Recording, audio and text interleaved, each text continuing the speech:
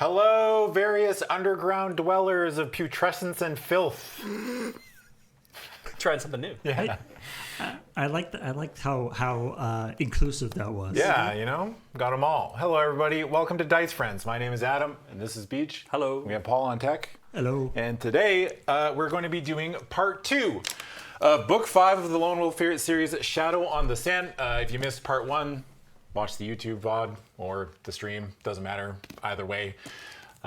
Just before we start, though, quick little reminder that we can do this and everything else on Loading Ready Run because of your support over on our Patreon at patreon.com/loadingreadyrun. A couple bucks a month goes a very long way if you want to chip it into the pot.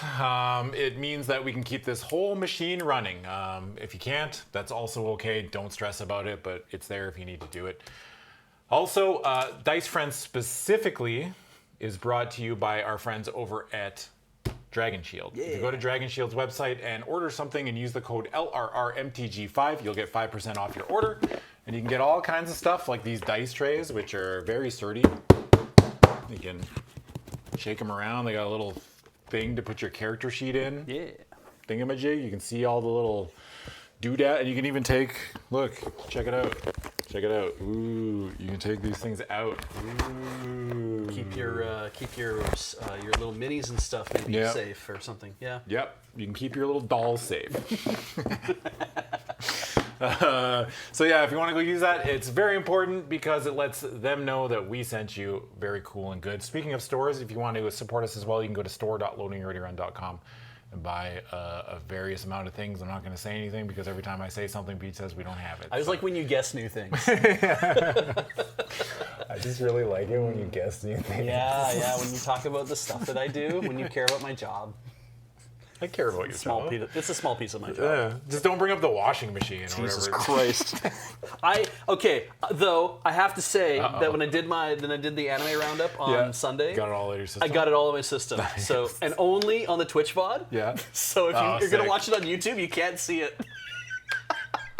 Oh, that's the extended content. That's so funny. Mm-hmm. So you hit Twitch out and you're like, all right. Yeah.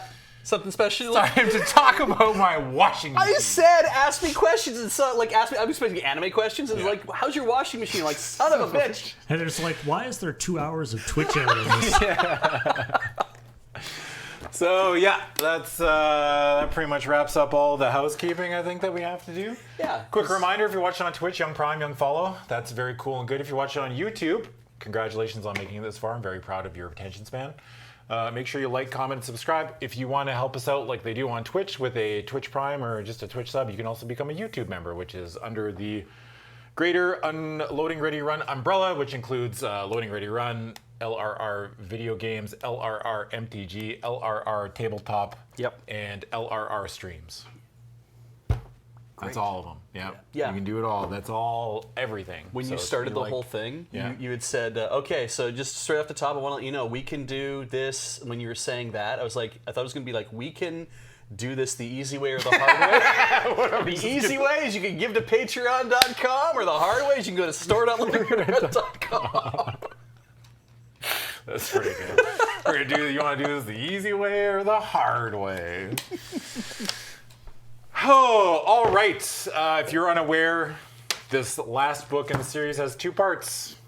And the first part went a little long, so we didn't finish it on Saturday or last time. So we are going to finish part 2.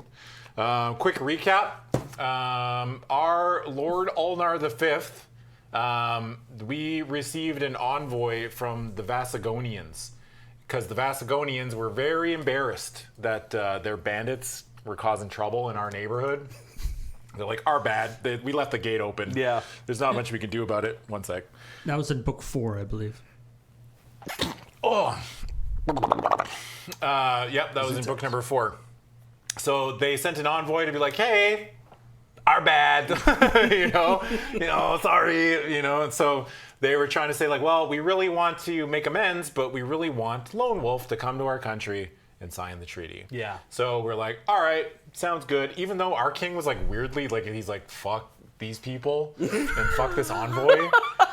Like he was even like, yeah, fuck him, you know? Yeah, Like, he's like, I'm not into this, but yeah. He's like, there's a good chance we're gonna like have to go to war later, but at least this like puts off the war for a little bit. Yeah. So then they were like, all right, Lone Wolf, we're sending you to Vasagonia. And he's like, alrighty. So you hop on a ship, you learn an entire language in the 25 in about days. a couple weeks. which they very heavily imply is Arabic. Yes. So we learned Arabic, and reading and writing it. Yeah. And also Reading it, speaking it, everything. Yeah. and also like a lot of very specific information about the city you're about to go to, like the names of all the important landmarks and how the sewer system works and different things. So we got on the ship, and then once we landed in Vasagonia, we noticed there were some black flags Yeah. hanging in the city, and the king that we were going to meet died, and he was replaced by Jafar. Yeah. Essentially. Essentially. Yeah. So then they tried to kill us at the boat or capture us, and we jumped into the water, and then a giant jellyfish tried to attack us. We went "Bee-oo," and made it eat a smaller jellyfish, which was just minding its own business. Oh, it was a squid. It was a squid. Right. Yeah. Okay. Yeah. So then we swam in. We ended up in the sewers of the city. We were getting chased. Some guy who was like, hey, I'll hide you from them was actually, we intuited that he was going to sell us out for a bag of silver. Yes. So then we ran away from that, ended up in the sewers, came across a giant lizard, and then the lizard ate a bunch of soldiers that were following us. Yeah. Yeah. Making scary creatures eat other people that we are encountering seems to be an ongoing theme. Now, we had a cut on our arm. Oh yeah, we experienced limb death. Yes. Yeah, we hit our arm in it with a grate, like a grating fell. Yep. Sorry, a grating fell down, hit our arm, and we're like, the old classic limb death. Yeah. And the only cure is more weed. So then we had to find weed, and then we found an herb merchant in the town, and she was like, "Sorry, Jafar has all the weed." Yeah. And we're like, damn. So now we had to sneak into the palace, which we did. We kind of just walked in. Yeah, we kind of did. We kind of just waited for the two guys to get distracted by a cat or some shit. I can't remember what it was, but it was like something. They're like, oh, cute little whatever. Yeah, we just walked right in. Yep. And then we found his weed store. Oh, no, well, we found his weed storage, but there was a cat guarding it. Yeah. But we shot it with our laser sword. We did. And it died. And Yep. then we locked the cat's dead body inside the apothecary's weed storage room. Yes. So then the apothecary's presumably going to get back to work, notice his cat's gone, be like, damn, I guess it ran away. And they're like, all right, well, I better check on the weed storage. Oh, it's locked. I don't have the key anymore. It was on the cat's neck. Yeah. That sucks. So they're going to break open the door, Yep. and then they're going to find a half decomposed body of his beloved household animal. Yeah. Oh, and then we had the weed, and our arm instantly felt better, even though it was going to fall off in 24 hours. Yeah. And so then we were like walking through something. It all became kind of a weird blur of we're kind of moving through an area, and then all of a sudden found ourselves it past a giant amethyst door. Yeah. Yeah. Yeah. You know. It's like, where's our budget going? Yeah, exactly. Can we talk about this? And we were. You seen the sewers lately? Yeah, they Why just- are we building amethyst doors? It's absolute shithole. Yeah. Did one of those things where like we kept going down a bunch of corridors, but it's clearly like the same corridor just filmed from different angles. Yeah. Very, very next generation. Yeah. So then we happened upon the throne room or wherever this new emperor the is. I can't Zakan. remember the Zakan. Yeah, Yeah. the Zakan of Vasagonia, who's named something. Can't remember his name. Kima. Emir of Ferufazan. And Kima was holding a black orb, and talking to Kima was one of the Dark Lords, Dark Lord Hakan. Yeah. And he's like, Hakon. Hakon. Yeah, I don't and know. then he's like, I'm like the Lich King, but, not. And so he was like, we got to find the Book of the Magna Chi. Yep. And our character was like, they said Kai. Yeah. Neuron activation. Yeah. So they mentioned me. Somebody says your name in public, even though they're not talking to you. You're like, Shout out to my buddies in Canada. woohoo. So like the guy God, I love Victoria. so British Columbia, Canada. the guy we're calling Jafar turns out to actually have like his own Jafar. that is controlling him. Sub-Jafar. It's like a Matryoshka doll of Jafars. Yeah. It's Jafars all the way down. So, and then that's where we ended. We have to find, now we have a new goal.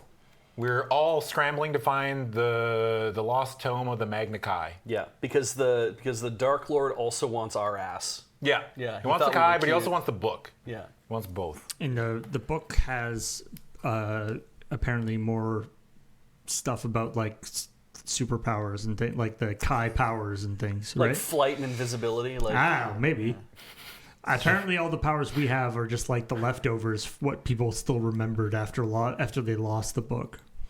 I'm not going to laugh at it, but Pyramid scheme is close. We'll workshop it, okay. you know? Yeah. Mm-hmm. But noble attempt.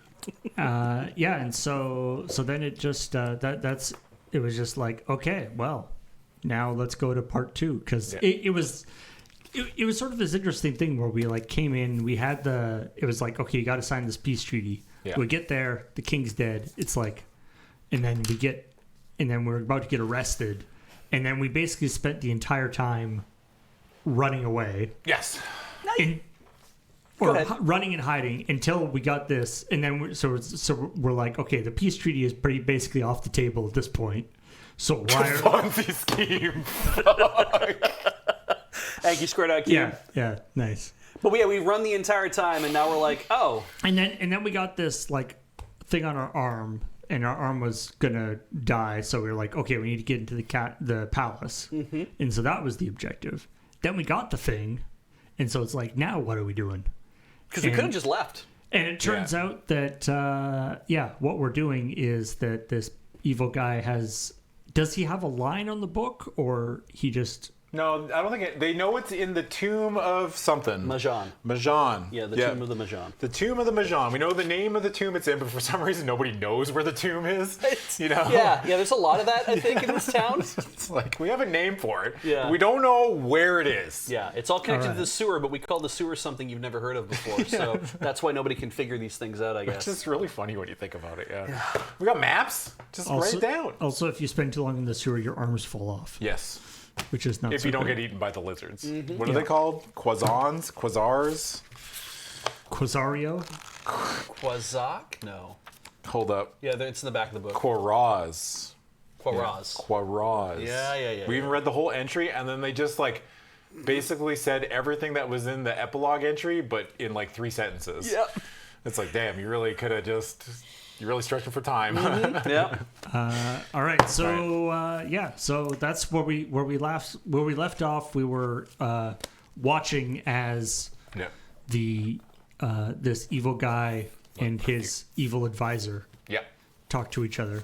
Well, he's not an evil advisor. Dark Lord Hakan is like one of the Dark Lords. Like Zagarna was the one we fucking... That's right. And then this is one of the other ones. There's like a third one. Oh, okay. Yeah. There's like 3 of them. So it's like, this is the real guy in charge. Yeah. I guarantee you we're going to get to the end of this part and Hakan's going to eat shit in the most anticlimactic way. You know? We're just going to throw a fucking grenade at him or something and close the door and walk away. And then it's going to be like, okay, but this guy, he's the real. The next Dark Lord. The next Dark Lord. Yeah. All right. We all ready? Everybody got water, snacks, whatever you need? Yeah, I got what I need. This one starts kind of abruptly, so get ready for whiplash. Okay. You catch sight of 2 warriors creeping towards you from a passageway to your right. They are clad in jet black armor and scarlet robes. Their hideous death mask helmets identify them as Drakarim warriors. They look like men, but were created long ago by the dark god Nar and are not of this world. Now they serve in the armies of the Dark Lords of Helgadad. He's got fucking zombie men just running around. Mine just says they're evil men. They are men, but they are evil men.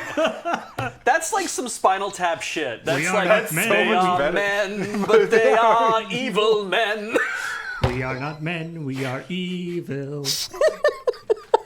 Yo, that's so good. God. There's some moments where the old book was way better. Yeah. And that's Evil one of as them. the Dark Lords whom they serve. One of them holds a razor-fanged Akataz, a creeping, leathery war dog straining on a chain leash. The Jakar releases his grip upon the leash, and the Akataz leaps towards your throat.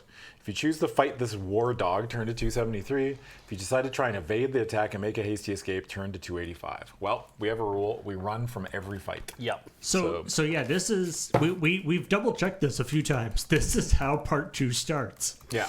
It just kind of goes. What are you going to do? Send the dogs after me, or the bees, or the dogs that shoot bees out of the mouth when they bark? I'm like, no, we've got an Akatan war dog. Oh, God, that sounds way worse. It's like, shouldn't I be able to animal kinship that Can stuff? I just fucking bee? Guess not. Nope. Dog's too mad. 285. 285. Should I see if there's an entry on Akatan war dogs? Oh, yeah. Oh, there's art. Oh, good. That's so good, dude. That's not a dog, is it? No. Okay, good. It's like, That's just a man who's... Well, who's an evil man? Oh, yeah, that's true. I mean, he does look pretty evil. That does look like a certain summer lending sword fucking beating ass Oh, yeah. in the quote retweets, you know? Damn. All right. As you turn and sprint along the passage, a terrible roar of hatred and rage fills the hall. Kill the Kai! You glance back. The Jakarim are unsheathing their black swords in eager preparation to obey their master's command. You race down some stairs, through a silver-clad archway, and along a balcony that overlooks the lower palace. The Akataz is nearly upon you. You can feel its fetid breath on the backs of your legs. Instinctively, are we not wearing pants? Tunic and... Hot pants? You just got some fucking gym shorts on? Neural leggings. Yeah, we got some fucking short shorts, bro. Yeah. Some 3-inch inseams. I mean, we haven't actually seen a picture of what you look like, so you can be whatever you want. You feel its feathered breath on the back of your legs. Instinctively, you dodge aside at the very second it makes its leap. It flashes past and crashes muzzle first into a marble pillar. Yeah.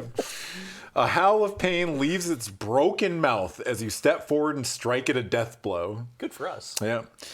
This is one attack dog that will never attack anyone again. What? That wasn't my joke. That was theirs. I hope you didn't say that out loud. No. Dude, it just says, they just say it will never attack again. This book just had to fucking let everybody know. Yeah. Damn. It's like, oh, we gotta put a one-liner in there. Mm-hmm. I thought that was actually the Kai guy hates animals, man. Yeah, birds, war dogs, fucking squids. Likes lizards or reptiles, I guess. Yeah, he didn't really talk shit about the lizards, did he? No, he was just like, it's big. Game recognizes game. Yeah, this one attack dog will never attack anyone again. You glimpse the grim silhouette of Dark Lord Hakan in the hall below, his spiked fist raised. A Jakar appears as if from nowhere and advances upon you. His black sword is held high above his skull-like helm, poised to strike. There is a deafening crack as a bolt of blue lightning streaks from a stone in the Dark Lord's hand and comes hurtling towards you. The Jakar lunges and wounds your arm, lose 2 endurance points, but he now stands in the path of the bolt. Yes. This is not well thought out. This is how I broke my pelvis. In a blinding flash of light, the Jakar is gone. A heap of glowing cinders and the rotten odor of scorched flesh are all that remain. Damn. He's like, I stabbed him! And then fucking... Hakon's like, okay, that's my bad. Sorry about that. Oh, fuck. At the end of the balcony, you can see another archway and a staircase. If you choose to escape through the archway, turn to 381. If you decide to escape by way of the stairs, turn to 317. I think archway sounds nice. All right. 381. He's like, damn. That's what you get for just shooting laser beams around, man. I would have liked it if it was like that you take off your cloak immediately and throw it on the dead body so he thinks that it's you. Oh, yeah. That'd have been funny. But I mean, he has armor on. Yeah, like, you have to be a pretty big dumbass to be like, we got him. Sir, why does he have our armor on? Why does he look so evil? Yeah. And I'm like, he's probably he was in a disguise. Yeah, exactly. Yeah. Do you think you would be one of those henchmen that they're like, go out and find this guy and kill him, and then if you he gets away or they don't kill him, do you think you bring back a body and try to get Oh yeah. Do you think you're one of those? I think I'm one of those henchmen. It's like, we just can't come go back empty-handed. You bring the thing back wrapped in like a weird green tunic, and it's like, here he is. And it's like, I don't know. It's like, well, he did try to mind blast so and so. It's like, well, I'll believe you. It's like, great. I'm gonna retire. Yeah. Like all you find, like let's say you ambush the guy and their cloak gets left behind, but you don't get a body, so you just find a body, burn the shit out of it, put the cloak over top, and be like, proof. Yeah.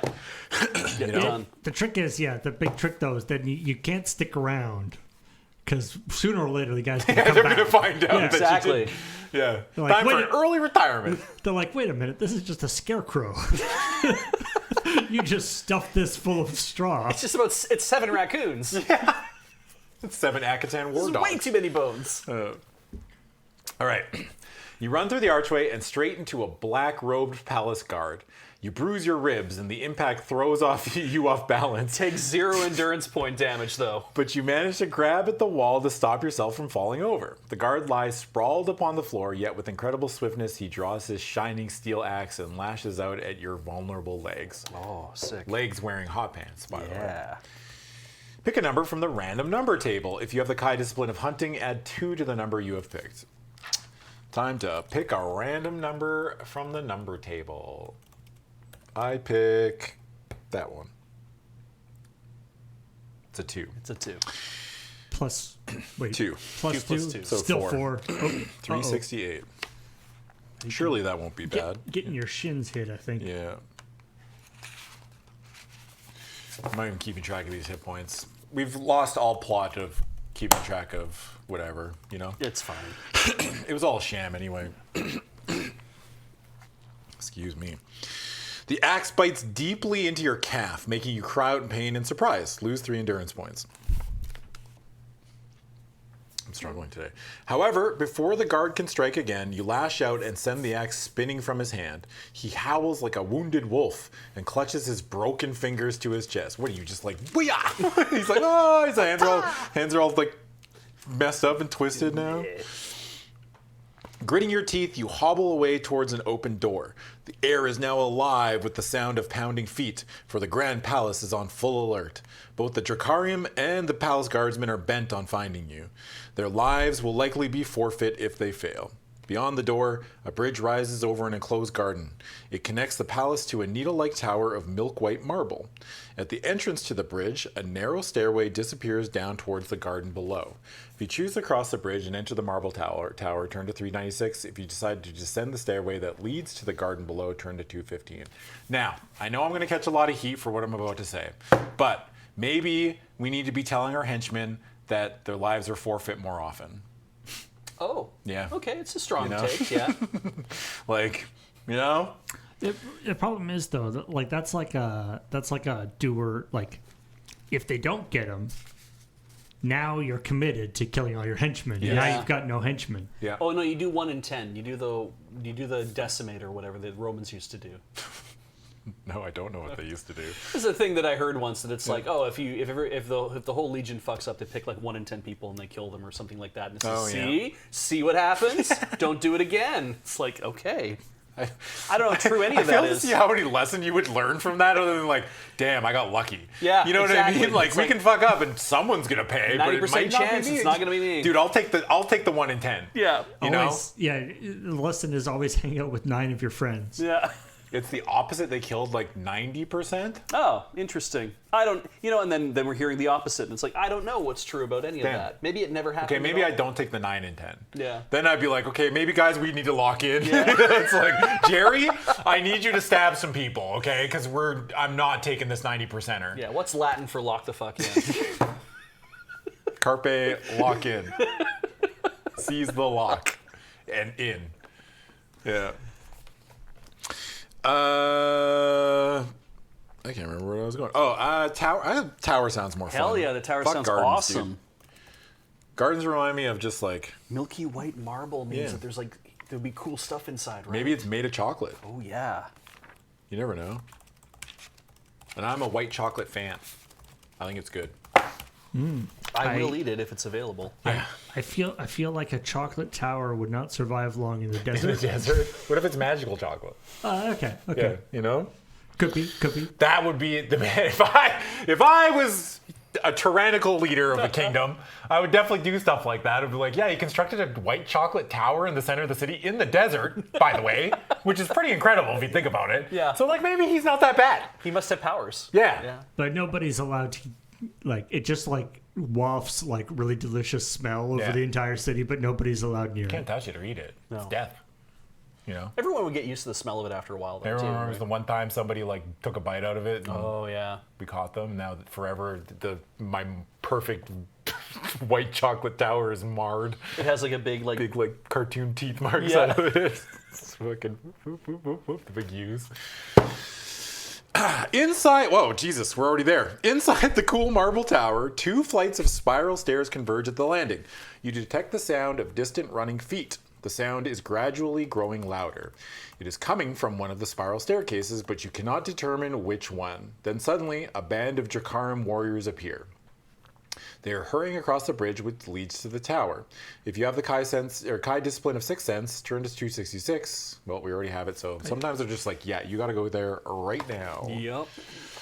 I like that it says right there that it's a cool marble tower. Yeah. The cool. Yeah. Damn, that is cool. Yeah. Whereas I would describe your chocolate tower as being sweet. Yeah. Sick tower, brother. Yeah, it's made of white If chocolate. you ate all of it, you'd be sick. Yeah, absolutely. Yeah. Your Kai skill warns you that 2 palace guards are running up the spiral stairs from their guard room located at the base of the tower. I love, that's my favorite part of these books where they're like, yeah, you have the Sixth Sense that just tells you, you know that these guards are coming from a guard room down 3 floors down, you know? One of them had an argument with his wife this morning. One of them woke up 4 times in the middle of the night. Yeah. Quickly, you ascend the stairs before the Jakarim enter and see in which direction you have escaped. To continue, turn to 322. Nice. Okay. This is really going to fool them. They're going to come in and be like, which way did he go? And the guys are going to come up the stairs being like, he didn't go this way. They're like, wow, that solved that problem. Shit, yeah. I didn't think about it like that, but yeah, you're right. Check out I know it's not the entry we're reading, but there is art on the other page, and it's so good. I don't know if it will have a link to that art from here. No, this is on... Can you scroll down? No, because it's just it's the this entry. individual page. There's no... I can go to 3... you're fine. Wait, 351? Is that No, one? 323 is where the art is for. Yeah.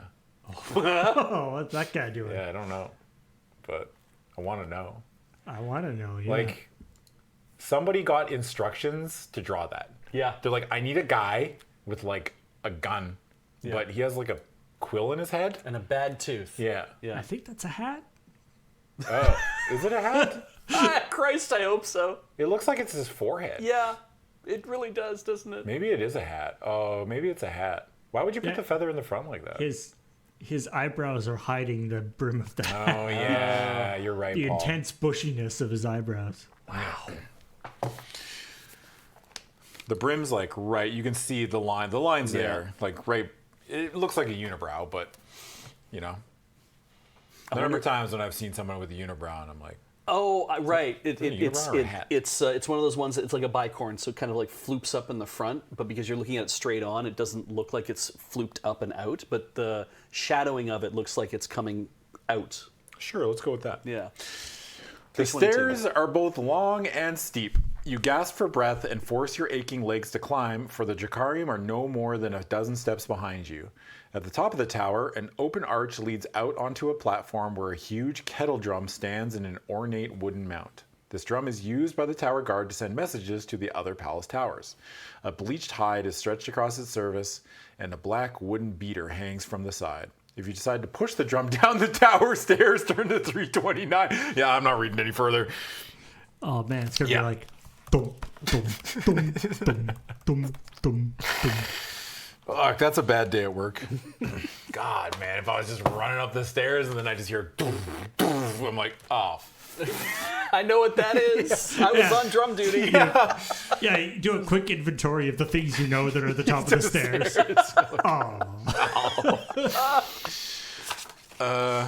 Oops. The heavy copper drum rolls from its wooden base and crashes down the tower stair, a thunderous boom echoing from the dark as it careers on a collision course with the enemy. Their screams of horror are cut short when the drum hurtles through the ranks of the Drakarium, crushing them against the hard stone steps. Your quick action has scattered your pursuers, but victory turns sour when you discover that you are now trapped. There are no other stairs leading down from the platform. You've delayed the Drakarium, but your reprieve looks as if it will only be short-lived. If you possess a rope...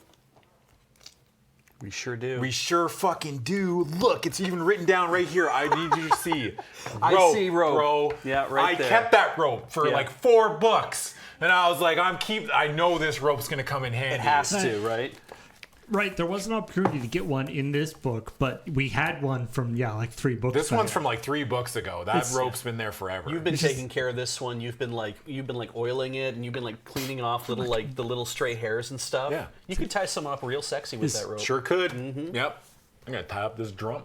If you possess a rope, you can attempt to climb down from the platform to the gardens below. If you do not possess a rope, turn it... Well, I possess a rope, so I'm going to 305. There's no way they punish me for possessing a rope, right? No, absolutely.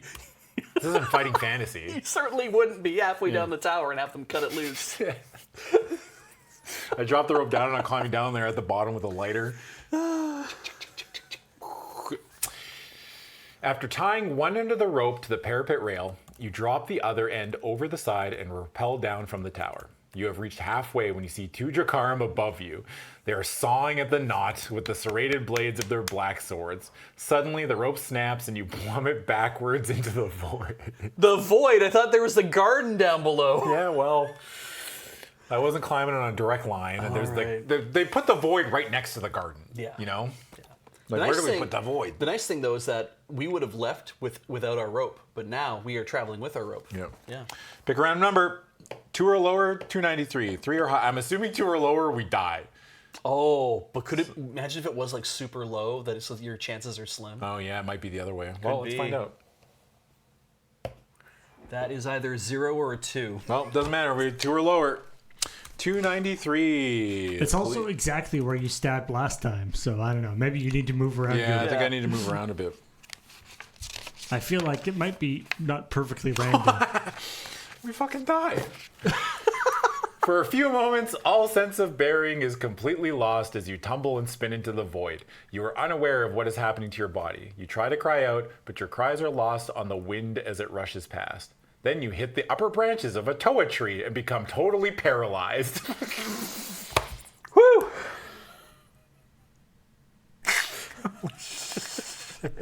Like, it says your body becomes numb there, but you're like, no, paralyzed.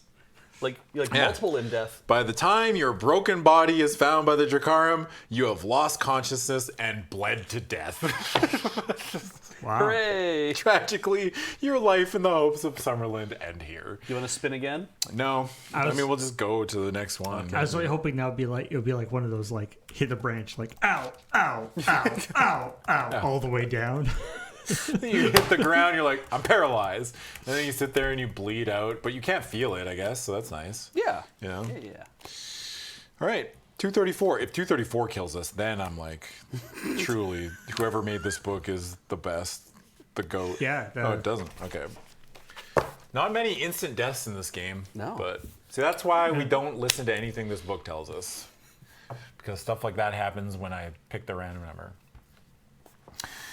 You tumble and spin in a complete daze, totally unaware of whether you are falling head or feet first. The warm wind tears at your face, forcing your eyelids and mouth open. You can barely breathe. You scream with terror until you hit the upper branches of a toa tree. In the next instant, you hit water. Sick. Rapidly you surface and instinctively begin to pump your legs. You have no idea in which direction you are swimming, but in 3 strokes, you find yourself at the side of this deep sculptured pool of clear water. Still shaking from the shock of impact, you crawl your way out onto a mossy bank. Miraculously, you have escaped injury, but your ordeal is far from over. The Drakarium and the palace guards who watched you fall are at this very moment racing down from the tower and the bridge to the palace gardens. Ahead is like, holy shit, he lived! Dude, jump after him. Jump after him. Yeah, they just watched me hit like every branch on the way down, and they hit the ground, and they're like, ah, good, he's dead. And then they see me get up, they're like, ah, fuck. They start to like do some calculations, like, I think he's immortal. Yeah. It's like, Maybe we can't kill him. how many feet was that? We'll go after him then. Yeah. It's like, are you nuts? Yeah. Ahead of you, beyond a tree-lined colonnade, a flight of steps ascends to a small portal in the wall of the upper palace. To your right, a leafy tunnel winds its way into the trees and shrubs. If you have the Kai discipline of tracking, turn to 220. Okay. I live birch.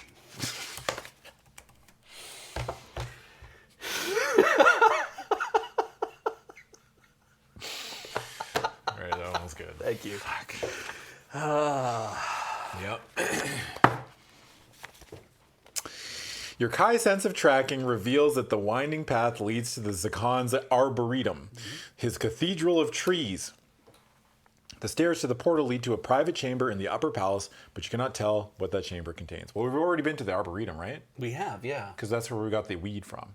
Well, we exited. Actually, there was a big door with this book above it. Yeah.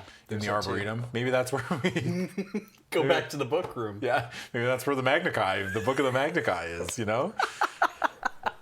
Oh, that would piss him. It's like, what? It was here the whole time. Yeah.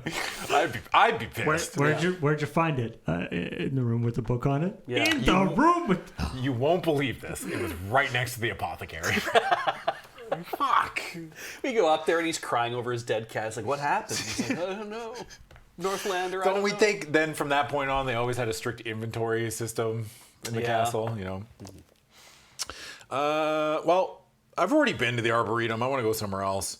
We're going to go to the one where we don't know. The portal, climb the stairs, 352? Right? I think. I mean, keep in mind that this, of course, is part 2, so we would be doing something completely different if we went to the other place also. But I'm not gonna shut you down here.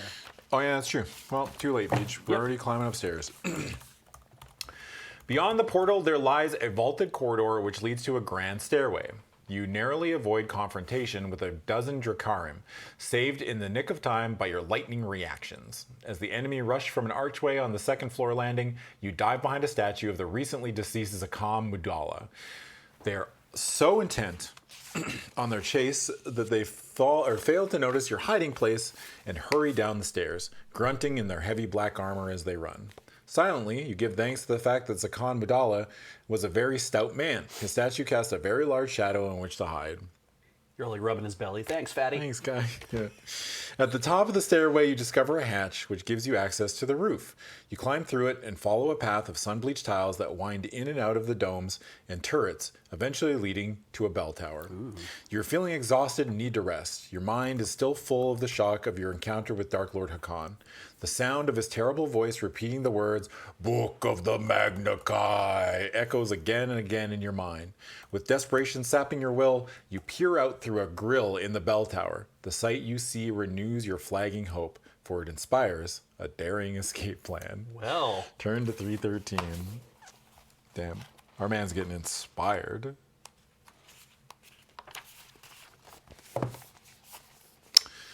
Below the bell tower, you see a line of Itakar pens, each with its own circular landing platform. I think it might be a Taikar. A Taikar are a breed of huge black eagles that nest in eyries high in the peaks of the Dahir and Vakar mountains. The Vasagonians have long since tamed these giants of the skies, using them as winged mounts for their army leaders, their scouts, couriers, and envoys. And a Taikar and rider swoop down from out of the reddening sky and alight upon the platform nearest to the bell tower. Slaves hurl a rope to the rider, who, in turn, fixes it to a saddle ring before he jumps to the ground. The Taikar caws and beats its huge wings as it is slowly winched into the pen by a hidden capstan. The rider and the slaves leave the platform. There is now only one sentry on guard at the pen. If you can overpower him, you should be able to make your escape from the Grand Palace on the back of this giant bird. If you possess a blowpipe and a sleep dart, turn to 325. If you do not have these items, turn to 282. Wow. No blowpipe. No blowpipe. That sucks. Be like, okay, I have a brilliant plan. Yeah. It's like, wow. The one small snag is I need a blow dart, a blowpipe Patch and your a sleep pockets. dart. Yeah. Damn. I don't have these items. 282. I wonder where you found that. Yeah, right? Art, dude. The art, man. Maybe in a previous book, even. I would not be shocked if it. That would be so funny if it was in like book 1. Oh, yeah, You yeah, want to hold on to this blowpipe and this sleep dart? Don't know why, but sure. Sure. You leave the bell tower and make your way down towards the sentry. At first, dodging from one turret to the next, it is easy for you to remain unseen. However, for the final 30 yards to the landing platform, there is no cover.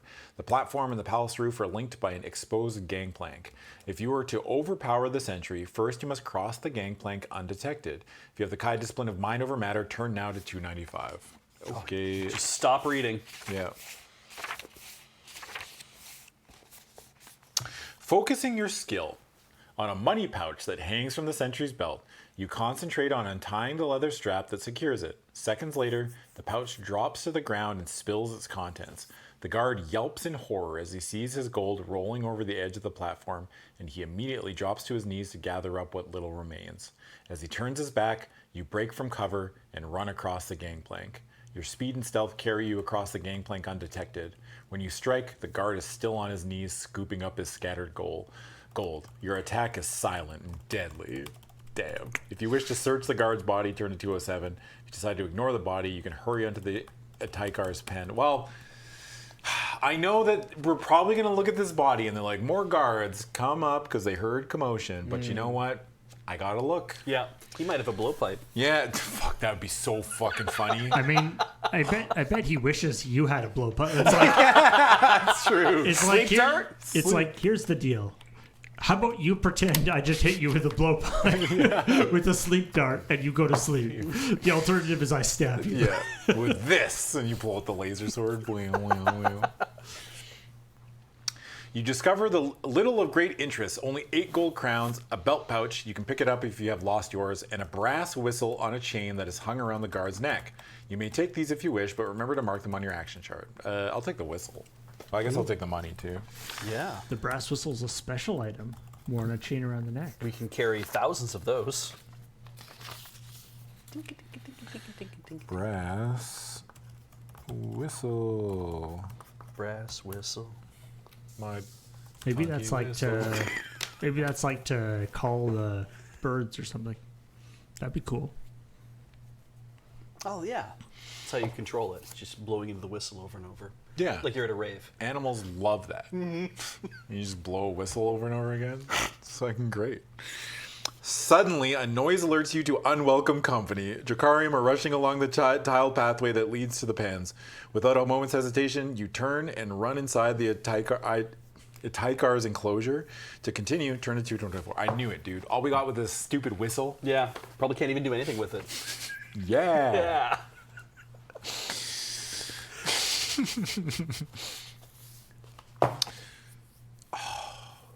That's some good art, too. All right. The great black bird beats its massive wings and caws hoarsely in its domed pen. 2 black eyes, fierce and cold, fix you with a deadly stare as you edge nearer to its perch. Grabbing the saddle pommel, you haul yourself up, but suddenly there's a flash of razor-sharp talons. Instinctively, you shield your face as a glint of orange sunlight is caught on the Taikar's curved beak. Its huge claws slash the air barely inches above your head.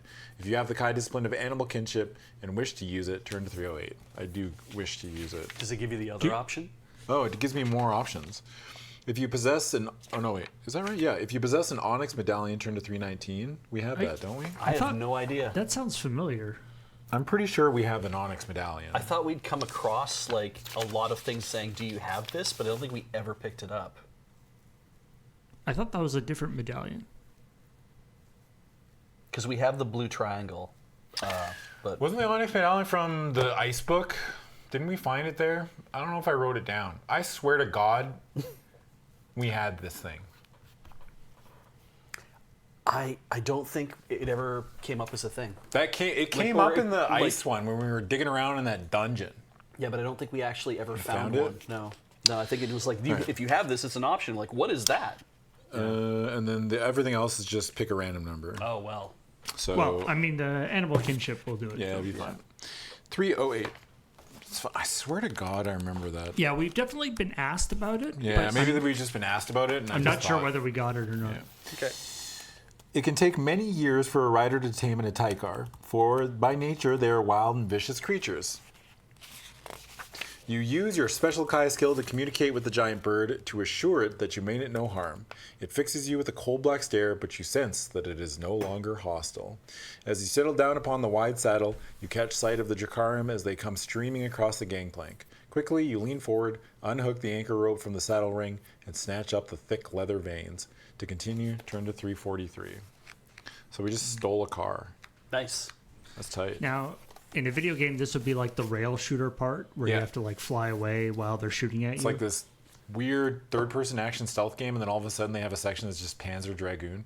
Yeah, and it's just like, why Like, is this what the one fuck? section in this game? Yeah. Yeah. We stole Where did we get a gun? Yeah. Yeah. Just We didn't steal a car. We stole a military plane. This fucking did Kojima write this shit? This is some fucking Metal Gear Solid. is this picture upside down for you too? Sure is. Maybe he's falling. I think he's falling. Yeah. It's cool armor though. Yeah. I like that their face masks are just like gas masks. You know? Yeah. Yeah. You were jerked backwards in the saddle when the powerful Ataikar leaves its perch. It shrieks and caws as its wings beat as loud as thunder. A handful of Jakarim are scattered like rag dolls when the great black bird emerges from its pen and takes to the sky. You catch a glimpse of a Jakar, his death mask slashed in two by a swipe from the bird's razor-sharp talons. Shrieking in pain, he pitches from the landing platform and tumbles to his death in the palace gardens far below. He does a Wilhelm scream. Yeah, he did. Yeah. Definitely. Yeah, definitely a Wilhelm. The golden domes of the Grand Palace shrink away as the Ataikar gathers speed. Soon you have passed over the city wall and find yourself heading out towards the shimmering salt flats of Lake Rahim. The land below is bathed in beautiful orange twilight as the sun slowly sinks behind the Dahir Mountains to the west. Elated by the success of your daring escape, you throw back your head and give voice to a triumphant yell that is carried away on the chill evening wind. Atreyu. Wilhelmina! As if in answer to your cry, an echoing chorus of shrieks pierces the sky. Fear returns to your heart as you catch sight of a flock of Kron, hideous, leathery winged flyers from the Darklands. We ran into these things in the first book. These guys suck. Each of them carries a Jakaran warrior astride its back. They are more than a mile behind you, but they are quickly closing the gap. Less than an hour of daylight remains. If you can evade them a little longer, you may be able to lose them when night falls. You are now high above the center of Lake in Rahim, and you must decide in which direction to steer your flying mount. Consult the map at the front of this book before making your final decision. Here's the If you map. choose to steer the Ataikar south towards the Dahir Pass, turn to 264. If you decide to head east towards the town of Chula, turn to 244. Well, why don't we consult the map? Yeah. All we know is we're looking for this tomb that this guy has. Is right? it on the map? So this is where we are, If the tomb is on the map, that would make things way easier. So the So lake is right there. Chula's right there. Okay. And then Dahir Pass is... Are these the Dahir Mountains? No. No. Oh, that's Dahir Pass, right? Oh yeah, that would be the. So we go that way or closer or farther. But we don't know where the tomb is. We don't really know why we're going anywhere. So south or This seems like a east? coin flip. Why is this the decision? I guess. Why do they make me look at the map? That's Is there a good something I'm point. missing? Well, Okay, so we know that what do we know about this? There's the Vakar Mountains. Yeah. We've heard those mentioned. We know that the new Zakan is from here. Yeah. Stands to reason that if he knew anything about where this book was buried, if it was in his town, he'd probably know about it. I love that we're trying to piece Yeah. this together, but really, Beej, I think none of it really matters. You're right. I think it's a 50-50. I'm with you on this. I don't think they've told us any information that would make me be like, oh yeah, Chula. Chula. We gotta go to Chula, dog. Yeah, I mean, maybe there's some place we could have picked up. Yeah, maybe there's information we missed out on. Maybe in the book room. He talked about the Dude, tombs do you of think his they make ancestors. chula choops in fucking Chula? Yeah. Those, little lollipops? The the pure sugar ones? Yeah. Chula choops, right? That's what they're called, right? Chupa Chups. Chupa choops. Yeah. Fuck. Close. He talked about the tombs of his ancestors being ransacked.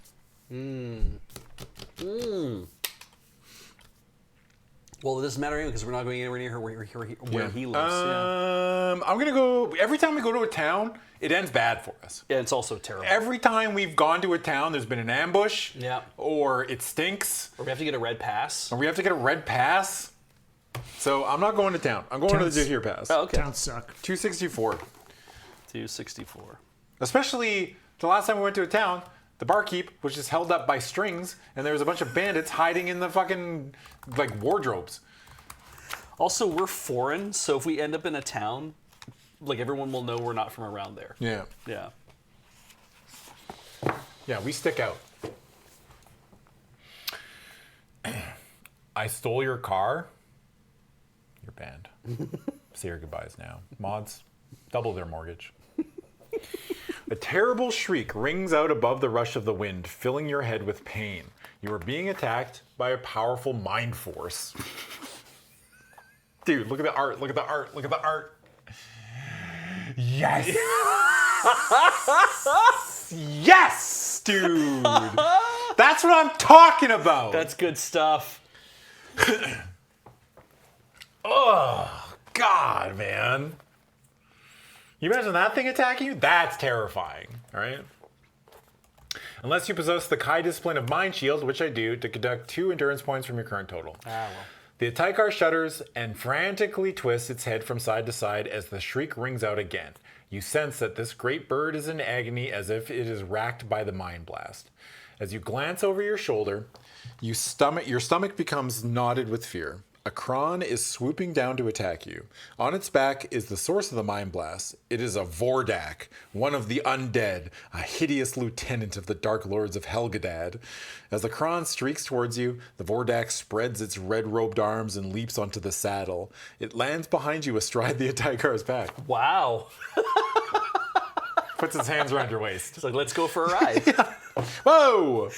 Not so tight. Shit, relax.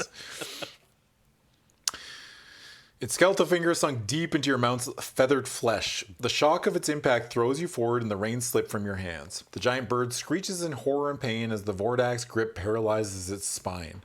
You must act quickly, for the Ataikar is now plummeting in a spiral towards the salt plain of Lake in Rahim. What a jerk. If you possess the Summer Sword, turn to 315. If you do not possess the special item, turn to 299. Well, we just fucking, do we point it behind us and go fucking bang? Just shoot it like fucking... We must. Yeah. Is there any chance I can make the Summer Sword appear to be a gun? You know? It would be funnier.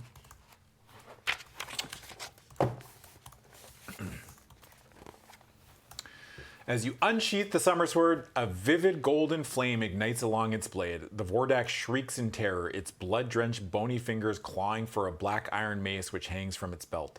It raises the mace to parry your blow, but the Sun Sword shears through the black iron haft and a splash of blue flame erupts in its wake. You strike again, curving the golden blade around in a great arc. It bites into the Vordak's neck, cutting cleanly through its unnatural body, severing it diagonally from collarbone to hip. A sickening acidic smell chokes your throat as a fountain of green slime erupts from beneath the sundered red robe. Wow.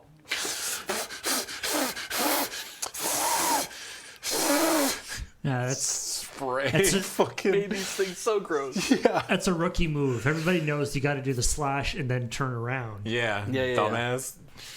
Stupid. Well, it explodes behind you, Yeah, so don't that's cool. don't look at the guy behind you. Yeah. The Vordak crumples and topples from view, its dissolving corpse hissing like a nest of snakes as it spirals down towards the salt plain of Lake in Rahim. Sheathing your sword, you grab the reins and fight to control your injured mount. You have slain the Vordak, but the battle is not yet won. The Ataikar is losing a great deal of blood. It could fall into unconsciousness at any moment and drop you like a stone. Then you spot something in the distance. It is an extraordinary and wholly unexpected sight. Turn to 221. You got a guess? Oh, just... If you hit this, I'll give you a raise. Paul will give you a raise.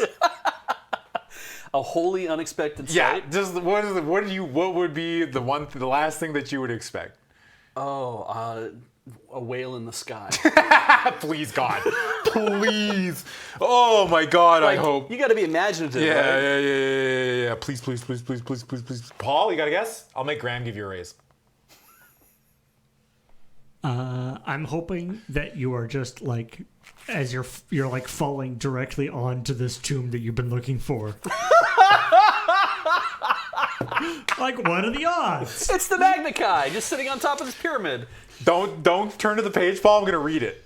Okay? Okay. Emerging from a bank of cloud on the skyline, you see a flying ship. Oh, so close! Oh, crap. You were so fucking fuck. You might almost get points just for participation. Is it named after a whale? Sky whale? Yeah, If it's called the sky whale, I'm gonna have to give it to you. Okay. Yeah. Oh. It is a small craft, no bigger than an Honoran river barge. Sure, brother, okay. fucking of course. The Honoran river barges. Yeah, you know, it's a flying boat, but I'm not that impressed. Yeah, with 2 triangular sails swept back either side of its curving prow. In the fading twilight, you can make out a long pennant that flutters from its mast. A faint humming reaches your ears. Your first reaction is one of disbelief. What you are seeing must be a trick of the light, or some fiendish illusion created by the Dark Lords. However, as the ship glides near, your senses tell you that it is not a mirage. Indeed, it is quite real. If you have ever visited the ruins of Ramus in a previous Lone Wolf adventure, turn to 336. I kind of want to go there just to see. I gotta see, bro. Is that where... Are the ruins... Is that where we were... Like, there was the ruins that we went to in the last...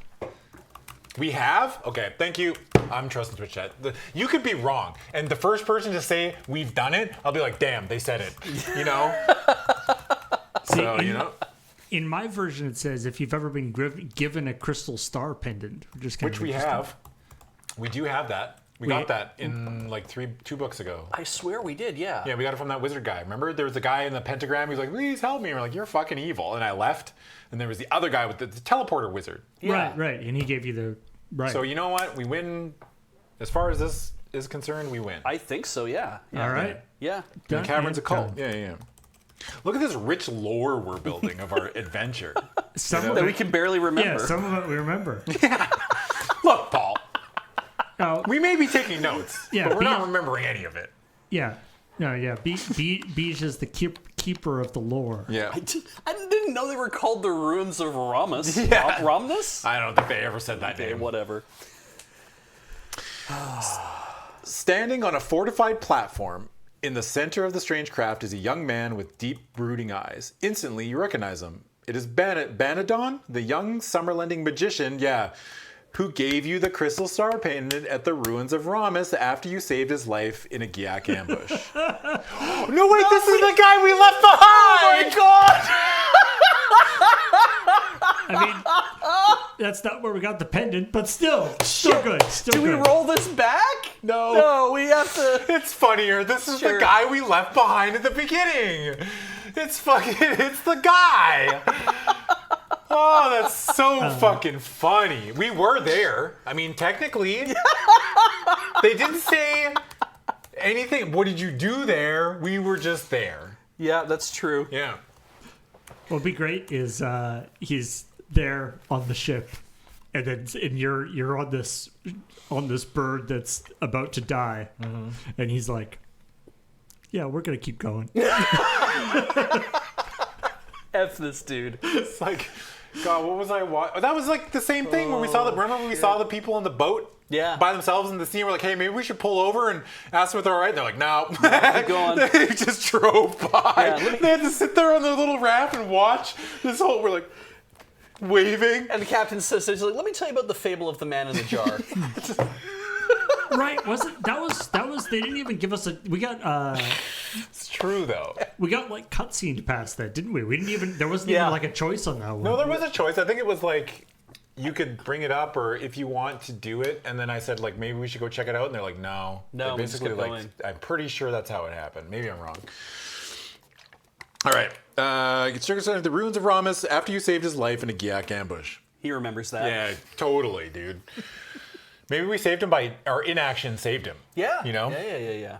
We would just we were young. We would have gotten in the way. We taught him how to pull himself up by his bootstraps and do it. Yeah. Fight well. Figure it out. Yeah. You were so stunned by his unexpected appearance that you fail to notice the blood which is seeping from the Ataikar's mouth. The creature is near to death. Suddenly, the great bird lets out a pitiful and agonized caw. Its wings stiffen, and its head falls limp as the last flicker of life escapes from its torn body. Well, This whole time, holy shit! Panadon! And then it's like, and then the fucking bird starts flying. Like, oh, fuck! hey, look, I stole a bird. Oh, Jesus. It pitches you forward and your stomach heaves as you plummet towards the salt plain of Lake in Rahim. Pick a number from the random number table. If you possess the Kai discipline of animal kinship, deduct 1. What are we going to fucking tell the bird's corpse to figure it out? I guess. Deduct 1? Oh, I guess maybe because we feel bad that we killed the bird, so then we're distracted. Or we're going to, like, right. abandon it or Yeah, something. so deduct 1 from this roll. Do you want me to, like, move this a bit? No, I'll just point in a different part of the... Okay. You know, I've been picking this side on purpose, but... That's a 5. 4. Okay. 4 lower, 374. Damn. Please don't kill me.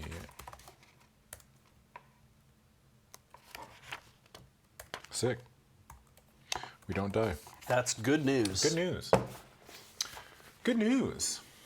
Your great aunt... What is it? Euphemia. Euphemia. Thank you.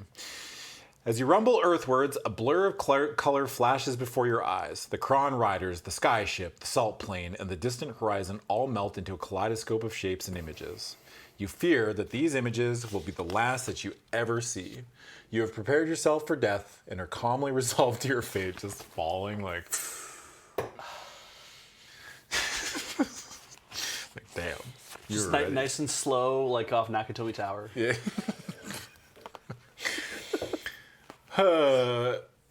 When suddenly you feel your body entwined by a mass of sticky fibers. There is a terrific jolt which leaves you breathless and stunned. Then you realize that the impossible is happening. You are no longer falling, but rising. A net of clinging strands has caught you like a fly in a web. Now you are ascending into the sky towards the flying ship just as quickly as you fell. 3 bearded dwarves clad in bright padded battle jerkins pull you aboard an outrigger that runs the length of the craft's hull. There is no time to express your gratitude to them, however, for the small skyship is now under attack from the Kron riders.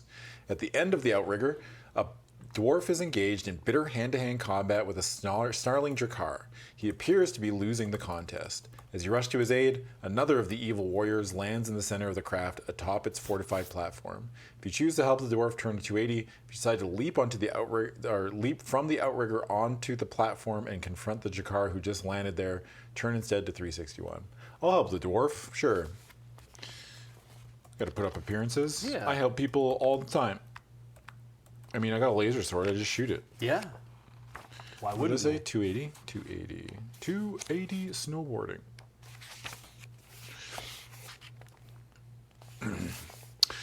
The Drakar is brutally strangling the dwarf. Damn. As he catches sight of you, he releases his grip and smashes his mailed fist into the dwarf's face, sending him tumbling away into space. Inflamed by this act of cold-blooded murder, you draw your weapon and attack. Due to the lightning speed of your attack, do not deduct any endurance points you may lose in the first round of combat. If you win the combat, turn to 213. Yeah, I don't know. We just... Wait, if we hadn't tried to help the dwarf, would he not have died? I mean, possibly. We'll never know. Yeah. But I did try to help somebody, and they died. So that's just... I want to point That's it out a lesson to we everybody. can learn. Yeah. Yeah. You know? There's a moral to this story. Yeah. I don't know, man. Yeah, the bad guy punched the dwarf but forgot to let go and just got pulled over with the dwarf's body. He's like, oh, fuck. And then, yeah, he didn't let go. So he's like, whoops. And then on the way down, I shoot him 3 times with the summer sword. That's good, yeah. 3 times. Yeah. Bang, bang, bang. It's like, damn, the double tap? The triple tap? Jesus. 213.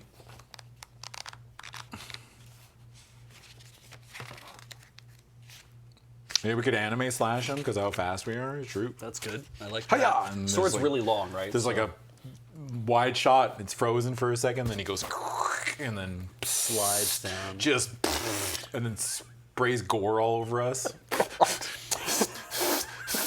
Second time in as many moments. I gotta learn to put my cloak up over my mouth. Like, Yeah. What did I say? 213? Yeah. 213. The Jakar falls to his knees and makes a horrible rasping noise as he tries in vain to prise open his shattered death mask. Your blows have staved in his helm, and the buckled metal has fractured his skull. Jesus. You lash out with your foot and kick him from the outrigger, sending him spiraling down Lake and Rahim to join the dwarf he murdered. Yeah, say hi to the dwarf for me. But the dwarf is neither dead nor hundreds of feet below. He hangs by his foot, unconscious, snagged in the netting below the outrigger boards. shit! He didn't die. All right, Got all inflamed for nothing. we saved somebody. Yes, that's true. Yeah. You grab the dwarf's leg and haul him to safety before continuing the fight. The platform now looks empty.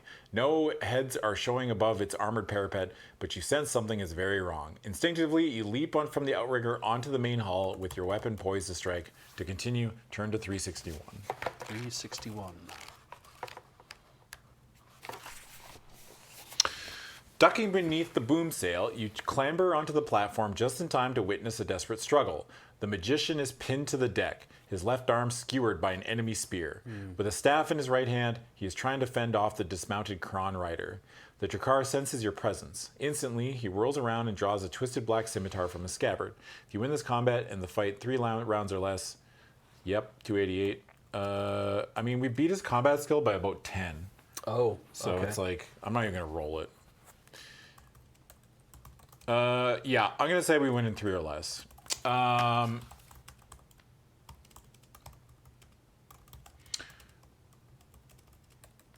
I mentioned to the Jakar how, despite how long they work, the housing market is in shambles and they'll never own their own place of home and they'll be paying for that apartment for the rest of their life.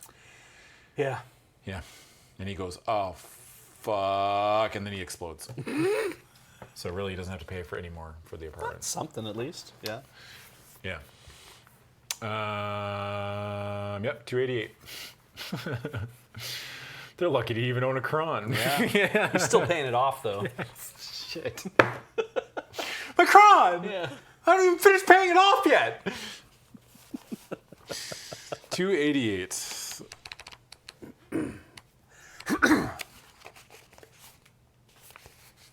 For as long as I've been streaming, have any of you ever been mad that I've stolen your joke and not given you credit for it? You know? I bet they're probably not watching anymore if I did, you know?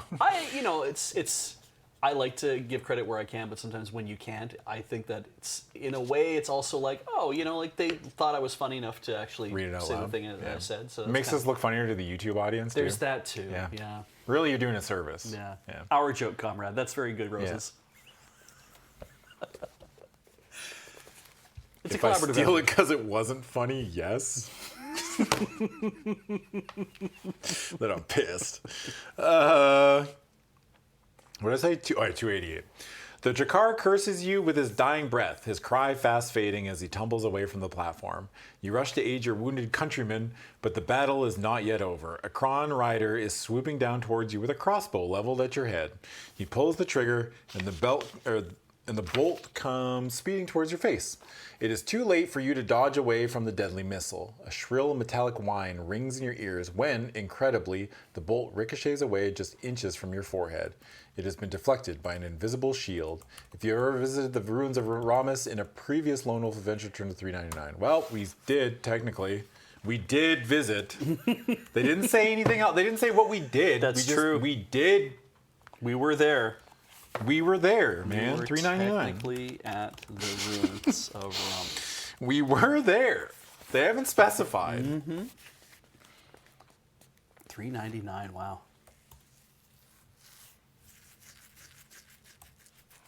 I do love that people thank Valorant for the gift sub. Yeah. Thanks, Valorant. You know, Valorant's in the chat. Gives you a thumbs up. Banadon lowers his staff, and you detect the trace of a wry smile on his pain-racked face. Alas, I was too slow to protect myself, young lone wolf, he says, glancing at his arm. You kneel by his side and free the spear that pins him to the floor. The wound is serious. Hastily, you staunch the bleeding with strips of cloth torn from his dark blue robes. As you are doing this, you recognize these robes, for they are the attire of a journey master. It seems that young Benadon has achieved distinction among the orders since last time you met. It appears that we are fated to meet in their company, he says, still watching the Kron riders anxiously. Help me to my feet. We must escape them before they drag us from the sky. You support the magician as he grasps the ship's helm. It is unlike any other you have seen. It is a radiant crystal sphere with hundreds of glowing facets set upon a slim silver rod. No sooner has his hand closed around the crystal-tipped helm that there is a tremendous explosion.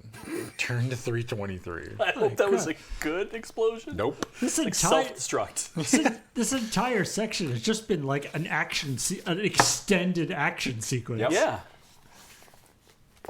How can a sphere has faucets? Yeah, maybe stop asking questions. Yeah, this has been like eight pieces already. My God. It's a Wow. disco ball. You can have facets, right? Yeah. What if they say sphere, but they mean like jewel? Sphere-ish. Yeah, sphere adjacent. The explosion is followed by a large cloud of smoke which engulfs a cabin perched on the rear deck. Yay! As the noise, oh, that's what the art's for. Yeah, I was waiting to As get the here. noise rumbles across the desolate salt plain, you hear the agonizing shriek of a wounded Kron. It comes spiraling past the platform with a ragged hole rent in its broken wing. Take that. The smoke clears to reveal the grinning face of a dwarf framed in the cabin window. A smear of soot blackens his rosy cheeks and exaggerates the whiteness of his crooked teeth. He is holding a tube of smoking steel that you assume to be a magic staff, until you notice that each of the dwarf crew are carrying identical staves. As they point them at the swooping Kron, gouts of smoke and flame bellow from their tips. Suddenly, you recognize these weapons and their wielders. They are dwarves from the mountain kingdom of Bor, and they are armed with firearms, one of the many inventions for which the ingenious artisans are justly famous throughout Magnamund. They have guns. The Kron are terrified by the noise of the guns.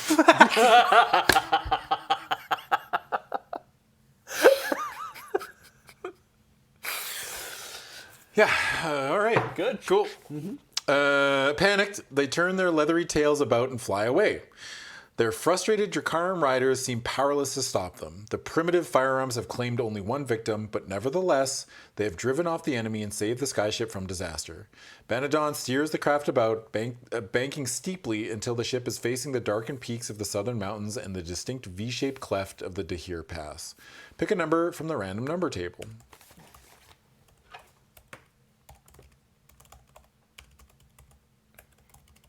Our mighty mountain hold in Kentucky. I've never been to Kentucky, have you? I have not. I wonder what it's like. That's a 6, yeah. 3 or higher, 312. 312. Oh, okay. Just a simple random. What is Kentucky known for? Bourbon? Yeah. In fact, I think you're only allowed to make bourbon in Kentucky. What? Like, if you call it bourbon, Yeah. it has to be made in Kentucky. Fried chicken. And it's obviously yes, but other than in the Kentucky Derby, that's Oh, right. yeah, the horse thing. race. Yeah. Interesting. But yeah, bourbon is one of those things that's like Appalachian Control. It's like because it's from there, you can call it bourbon, but if you make it anywhere else, it's whiskey or some other sort of name.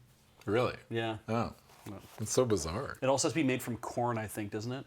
Oh, no. Apparently, you can make bourbon anywhere in the United States. All right. Well, 312s, right? 312. The dwarves are clearing the deck of battle debris. A dead Drakkar lies sprawled face down across a pile of chests and sacks that are roped beneath the boom sail.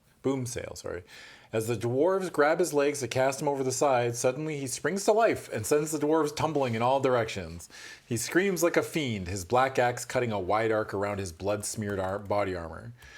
A curse, vile and evil, echoes from his death mask as he draws back his axe to throw. His chosen target is you.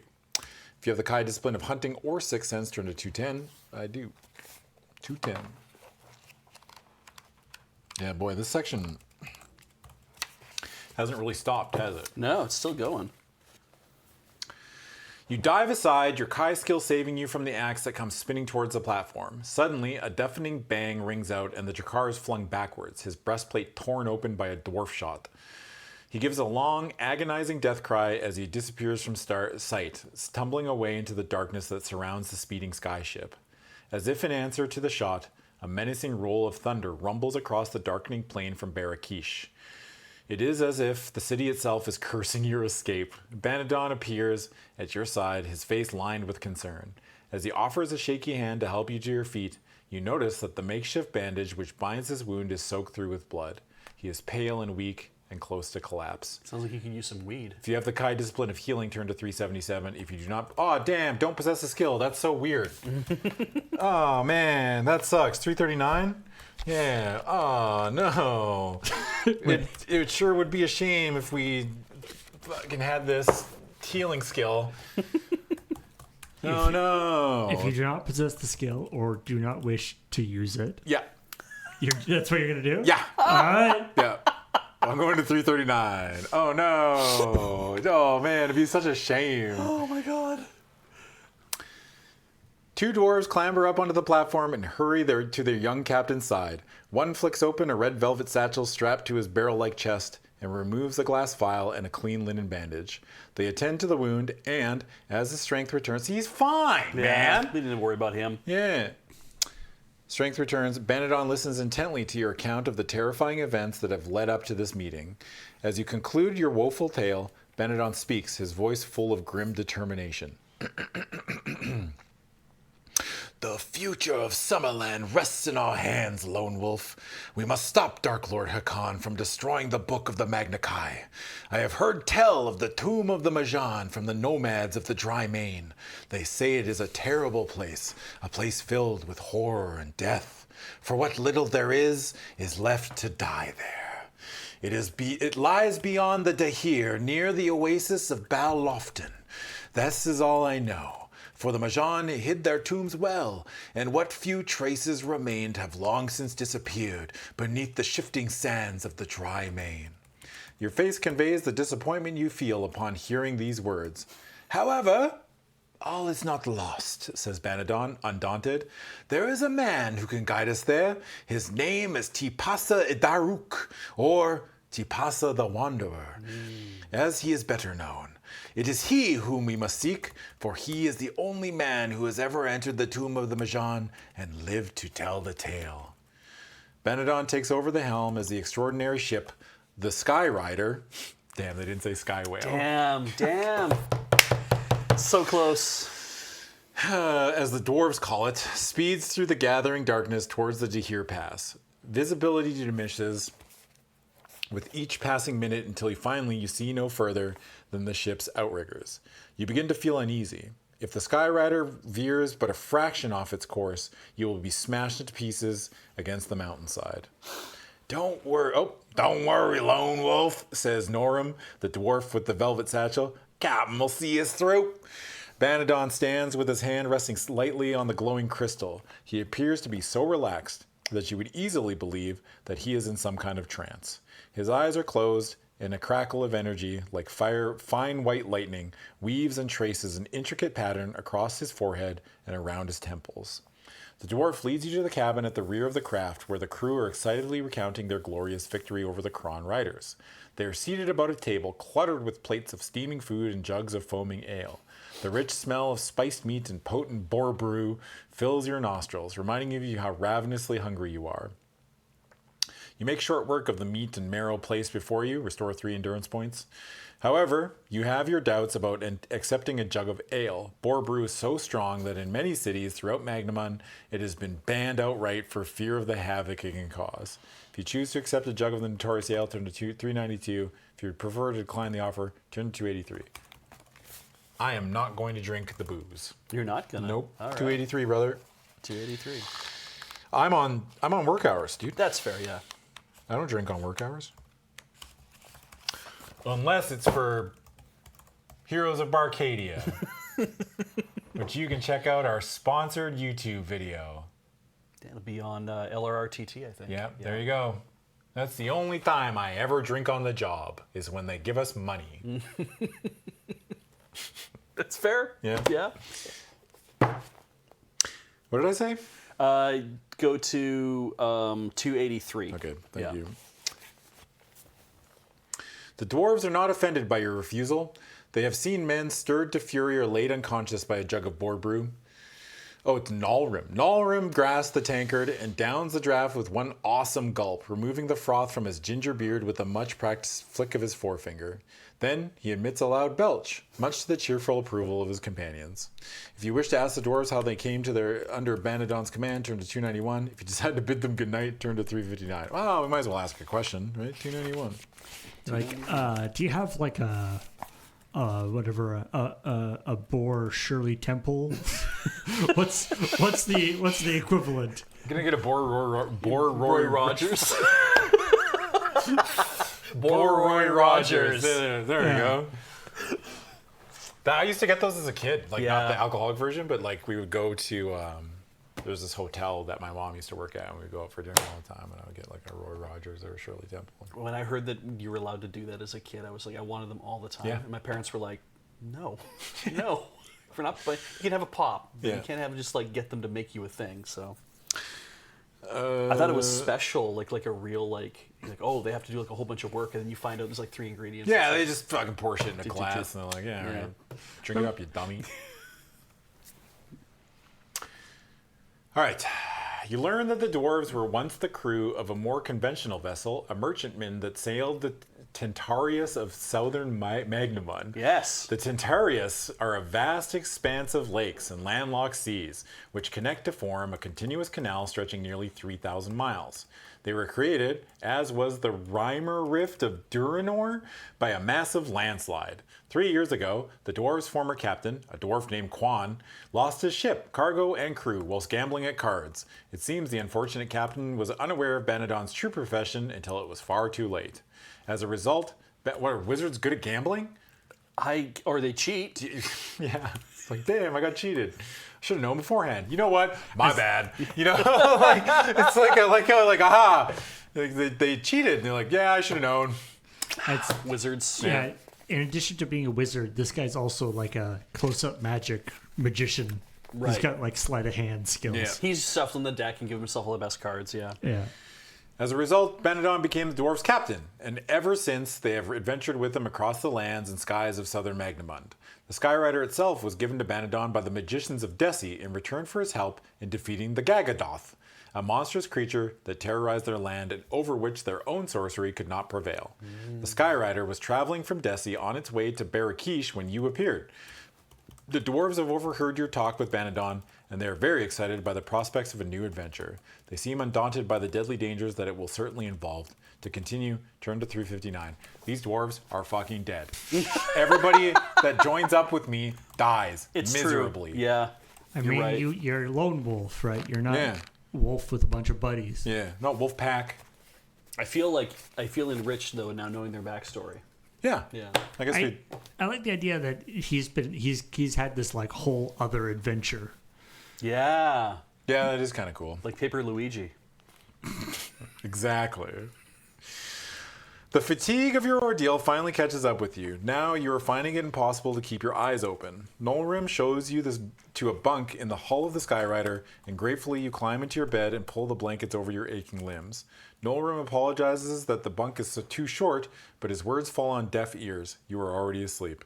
Restore 2 endurance points for this much needed rest. Okay. And to continue, turn to 300. Should we run some ads, Paul? Yeah. Why don't we should also take a Commercial break. quick rest. Yeah. We will be back in 3 minutes. Sit tight. We'll be back before you know it.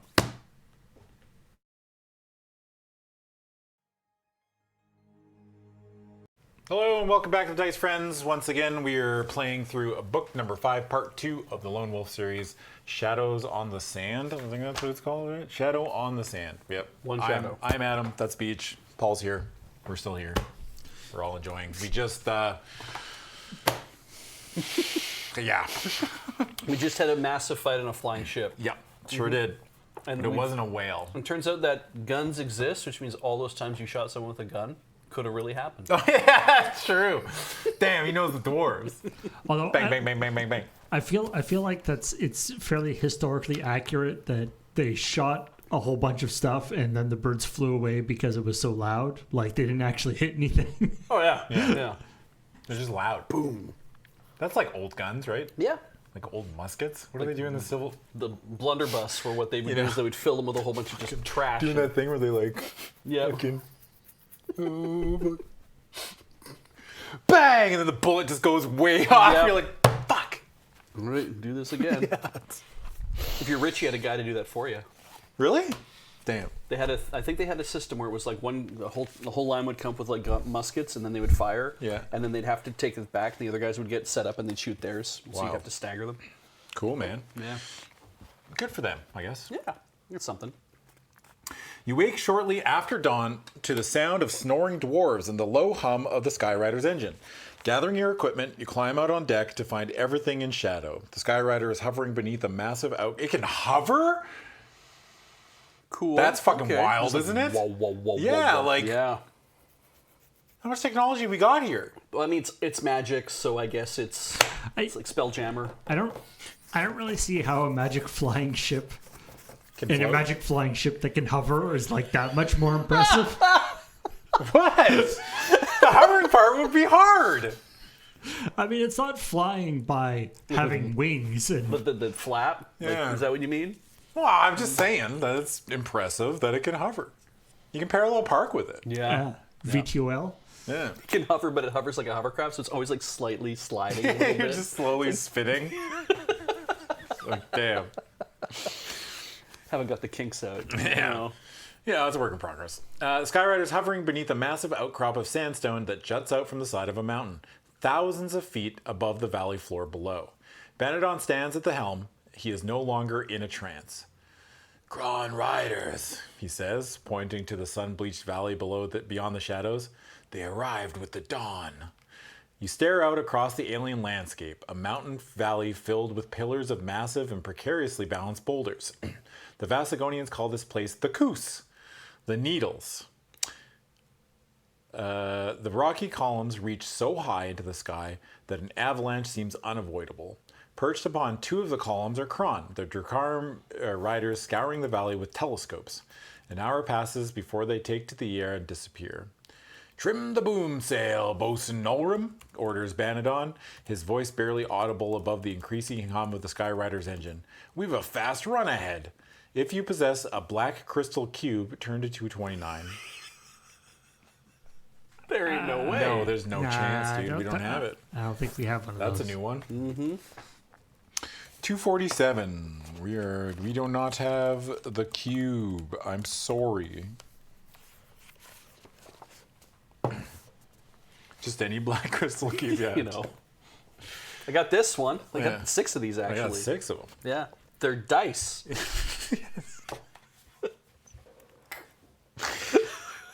It's not the cubes I want. The voyage through the Koos is breathtaking. I'll tell you that.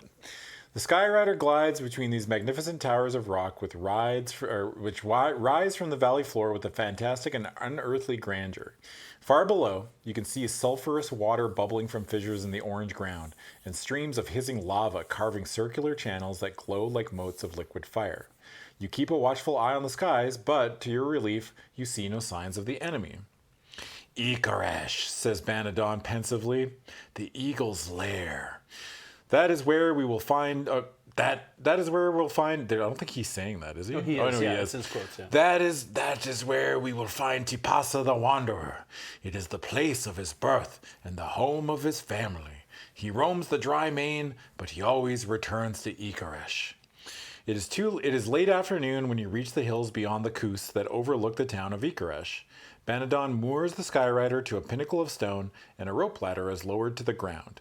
It has been decided that you and he will enter Ikaresh on foot and locate Tipasa, while Nolrim and the crew wait in hiding for you to return. The sight of the Skyrider hovering above the mountain town would likely arouse unwanted interest in your arrival. Yeah. You and Banadon prepare yourselves for your mission by dressing in Mactis, the flowing gray and white robes commonly worn by the desert and mountain dwellers of Vasagonia. When your preparations are complete, you bid farewell to Nolrim and set off across the barren hills. Pick a random number. Okay.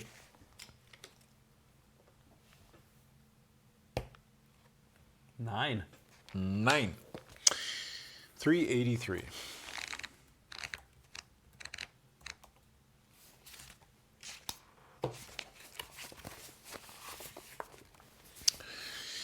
You trudge through the loose red sand, your faces covered to protect them from the swirling dust and blazing heat. The landscape is stark and desolate. All that seems to thrive here is the wire-hard grass that persistently scratches your boots and leggings. Soon, you come across a dried riverbed which leads to a cave in the orange sandstone hillside. A wooden plaque is nailed by the mouth of the cave. Why is there a plaque on the... That's so funny to me. Who puts a plaque at the mouth of the cave? It's just like Joe's. Yeah. It's like a restaurant. The Robertsons? Like, is this somebody's fucking house? It's like, this is not a place of honor. Yeah, but you are unable to understand the strange words painted on its badly sun-blistered surface. If you choose to investigate the cave, turn to 235. If you decide to ignore the cave and press on towards Ikaresh, pick a number. Well, I'm not picking no random number. I'll go check out the cave. 235? In the other version, it's just pick one thing or the other. Yeah. Do you want to go to the cave? Yeah. All right. 235. We're not in a rush, right?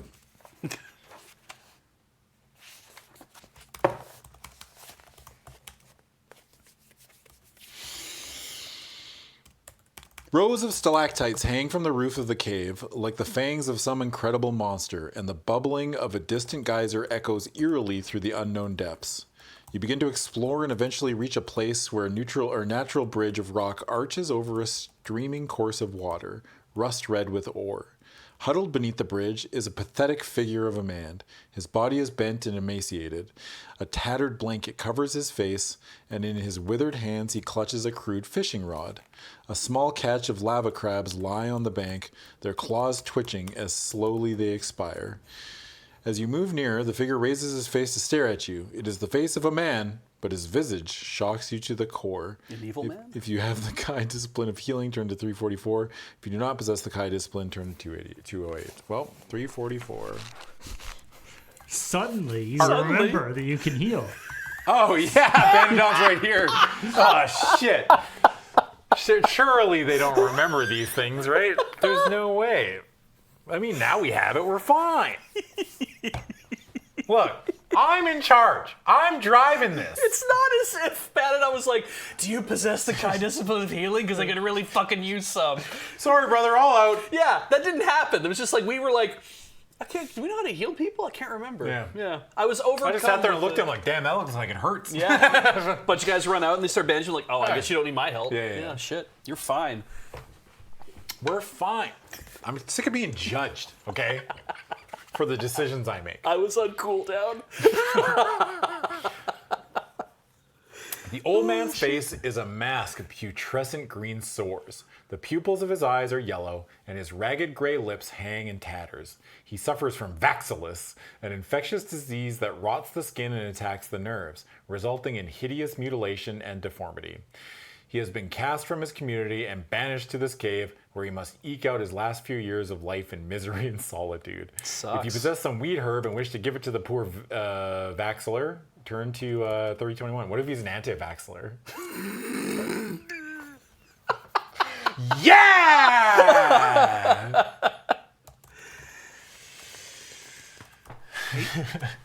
I think you do still have a dose, We right? do, yeah. Because you got 2 from the thing. We do have some weed. Hey man, you ever tried being old on weed? Yeah. You ever tried having Vaxler on weed? Can we time Adam out? Nope. Sorry. I guess Paul could. Paul could mute me. What do you want to do this man? Yeah, I want to give him some weed. Hell yeah. If you do not have any weed herb, or you do not wish to give it to this unfortunate wretch, you can flee the cave. Not walk away. Holy shit! This is like little bits of weed, or he's like, oh, you got some weed. Come back and pick it all up. No!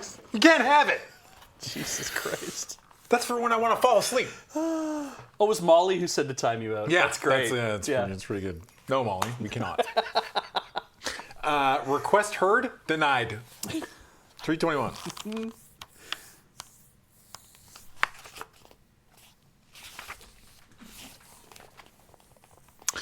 You place the weed herb upon the stone bridge and step away.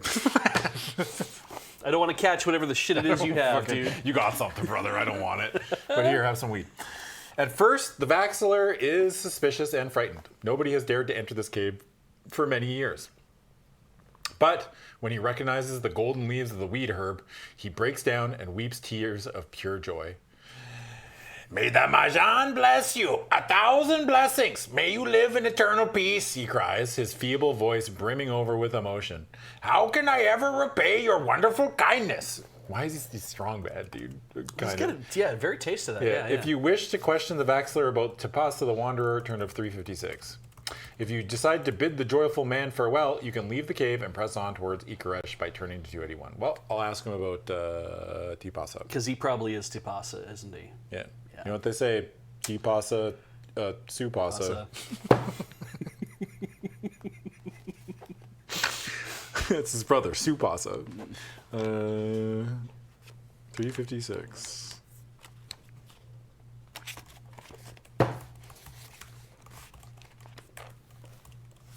Band? Whatever. Well, listen. I knew Tapasa once, when my body was young and strong like yours. We fought the Lakuri pirates and Samis, and voyaged to a distant land where ice and snow lay thick on the ground, and the sun had not the power to melt them. Yes, I knew Tipasa the Wanderer. Once. All I know now is that he dwells in Ikaresh. Seek out the widow Sushila.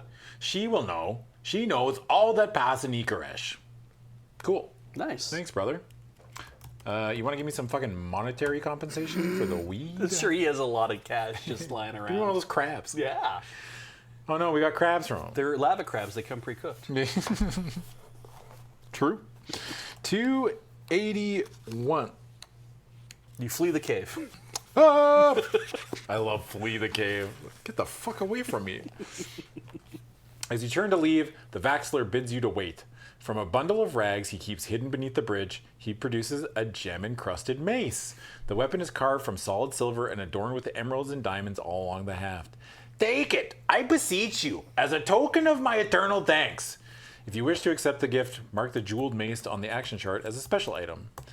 It is an enchanted weapon. If you use it in combat, you may add 1 to your weapon skill or 3 when facing summoned foes. That's so specific. What is summoned? Like, what do you mean by summoned? I guess if we were like, hey, when you bring summon someone cards, here. do they? Yeah. Yeah. You know what I mean? Cards. They're like they're summoned. Like, I'm marking them. oh, help! He's beating ass. I mark all these guys. Okay, now you guys can attack. Yeah. Jeweled mace. I don't know why they're giving us weapons. We have a fucking laser sword, man. I guess they assume that we didn't play that part of the book. Yeah. Yeah. Just in case you didn't, I guess. It's nice though. That means we have like 3 weapons. We have the dagger of Vashna. Yep. We got the summer sword. Yep. We had our own mace for a while. We had 2 maces for a while. I think we've thrown them both away or something at this point. And we've got like a jeweled mace, which is a special item, which we can't get rid of, much like the summer sword. So it's like, yeah, we're just collecting We're just collecting. Yeah. Collecting the Infinity Stones. It's kind of nice. Once you're outside the cave, both you and Banadon waste no time in pressing on towards Ikaresh. As you draw close to the outskirts of the town, you pass a small round hut where a goat is eating from a manger beside the door. A man appears in the darkened doorway and bids you welcome. He touches his forehead in a salute of friendship and invites you to enter his humble home. If you possess the Kai discipline of 6th Sense, turn to 365. Well, the man is evil. He's trying to sell you out to the guards for a bundle of silver. Which is weird because there's no guards around. Yeah. He's gonna find some guards, then sell you out to them. He's gonna send a messenger to go get some guards. You sense that the man's show of friendship is quite genuine. He may be able to help you find Tipasa the Wanderer if you accept his hospitality. If you choose to enter his home, turn to 225. If you decide to bid him good day but decline his invitation and press towards Ikaresh, turn to 272. Well, 225. Sure, we'll meet more people. The man was friend-shaped. Yeah, I mean, surely the goat vouches for him, so he's got to be good. No one's sick of me doing the same accent for every character. No. You're finally in the neck of the woods where that one actually kind of works. Close, yeah. It's like, oh, we need like a Transylvanian, choose your own adventure. You need to go find Dracula. Then I'm a fucking banger, dude. All my characters are so good. Yeah. God, I've been whisked away to Transylvania. Yeah. 225. The man is short of stature, but broad-shouldered and strongly built, physical characteristics common among the tough mountain dwellers of Vatisagonia. He pulls a cork from a bottle of lime green wine and pours out 3 large measures into earthenware cups. Kursha, he claims, and downs the wine in one swift gulp. If you choose to follow his example and drink the strange wine, turn to 211. Sure. Oh wait, I don't drink on the job. Sorry. True. 318. If you decide not to drink the wine, you can ask him where tipasa may be found by turning to 318. I don't drink on the job. I made a rule. Just now. Yeah. No, the dwarves. With the Horbrew. Yeah, that's fair. Before Paul. Ah, tipasa, he replies thoughtfully. He lives near the Duga market, but exactly where his home is, I am not sure. I haven't seen old Tipasa for years. If you should find him, remind him of Kamsin the goat herd. He still owes me 12 crowns. That I have not forgotten. You thank the goat herd for his help and bid him farewell before continuing your trek towards Icarus. Duga Market. Okay, 272. You might notice that he poured 3 glasses. Yep. Sure did. You and Banadon. Yeah. And him. Oh, right. I forgot. Yeah. I forgot about Banadon. Yeah. Our faithful companion for this entire adventure. Oh, yeah, our best friend. He's been here the whole time, Paul. The guy we saved at the ruins of Brusma. Yeah, he gave us a crystal gem pendant. Sure did. Yeah. You follow a path along a dry gully. It is the bed of an ancient river that once flowed through the mountains. An arid breeze blows eddies of red rust along the banks of dead earth. After a while, the white-walled buildings of Icarus suddenly appear, and, as the dust settles, you find yourself standing in a small square close to the open archway of the town's east gate. Perched upon a tall basalt monolith in the center of the square is an eagle cast in bronze. It is the emblem of this mountain town. 3 bronze arrows are held in its beak. The bronze shafts are each inscribed with a name, and each points towards a different exit of the square. If you wish to go north towards the Duga Market, turn to 376. If you choose to go west towards the main square, turn to 216. If you decide to go south along the Avenue of Eagles, turn to 342. Caca. Well, we have to go to the market, so 376. Is this the first town that we've walked in that we haven't immediately said it stinks? Yeah. Yeah, I mean, it's Incredible character growth. You haven't said anything about this town, really. Yeah. We talked about the banks of dead earth, but the buildings are white-walled. Yeah. All right. 40 paces along the street is a barracks, a long whitewashed building with ugly square windows. There it is. Damn. They're squares, my guy. They're just square. How can the squares be ugly? Yeah. Damn, those are some ugly ass squares. Get those rectangles out of my fucking face. Yeah, not Steve. like our glorious diamond-shaped windows back in Summerland. A soldier sits dozing in the evening sun with a spear resting across his lap. Some children are tossing hollowed-out lamuma fruits at him, trying to catch them upon the tip of the spear. Opposite the barracks stands a tavern with a line of saddled dugas tied to a nail near the main door.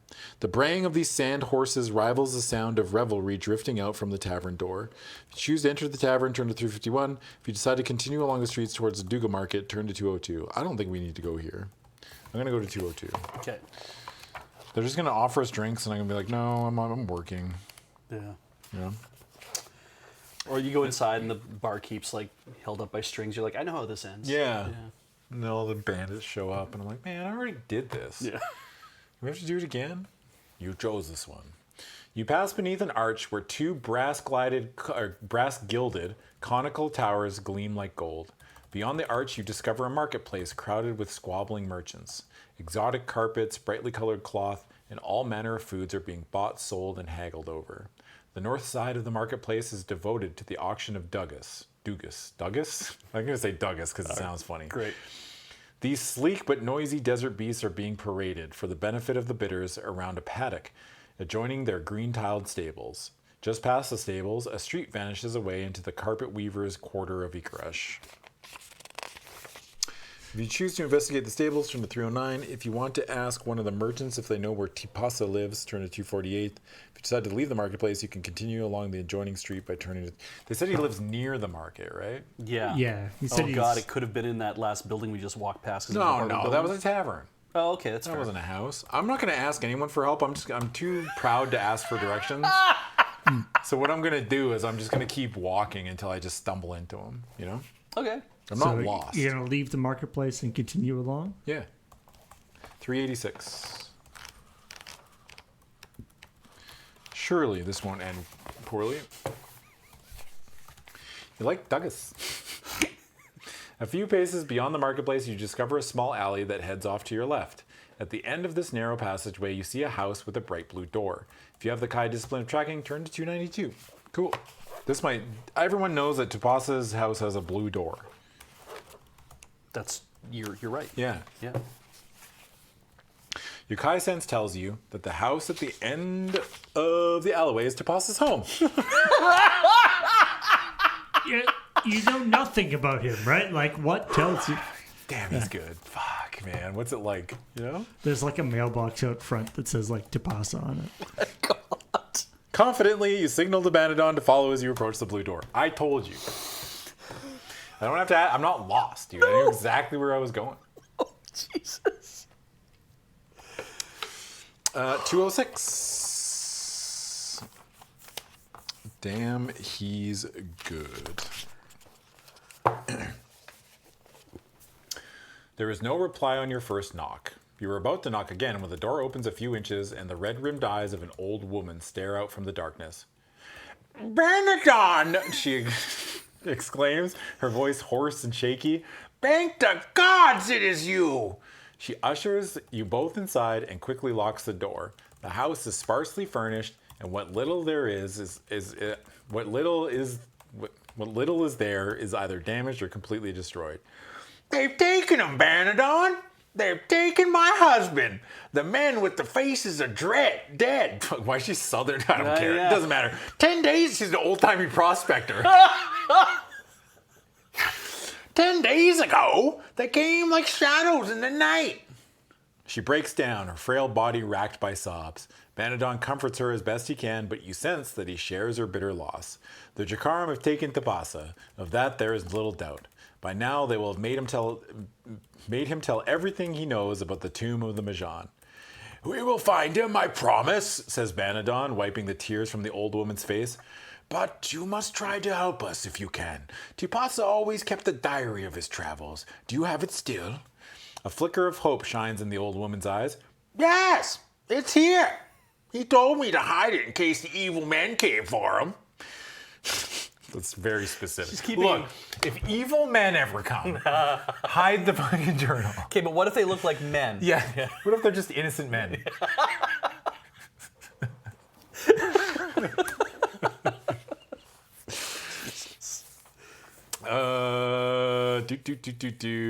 She kneels at an empty fireplace and prizes a loose brick from the chimney. A leather-bound book drops from its hiding place into her hand. She gives it to Banadon, who studies the yellow pages, his face lined in thought. You notice that the book is full of cryptic symbols, numbers, calculations, and pictograms. Nice. They're drawn by the night stars, says Banadon, tracing his finger along the astronomical drawings. They hold the secret. I know, but without my star charts, we cannot hope to find the tomb. We must return to the Skyrider at first light. There, I shall be able to make some sense of this book. Ooh. Turn to 331.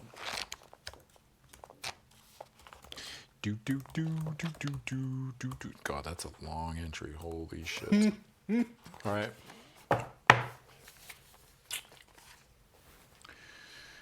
You get only a little sleep this night. Your mind is filled with the challenges of the quest that lies before you, and you're haunted by fears that Dark Lord Hakan may already have beaten you to the tomb of the Majan and found the book of the Magna Kai.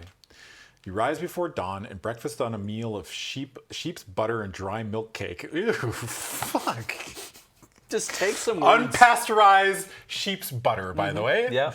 Milk cake made from sheep's milk. Yeah.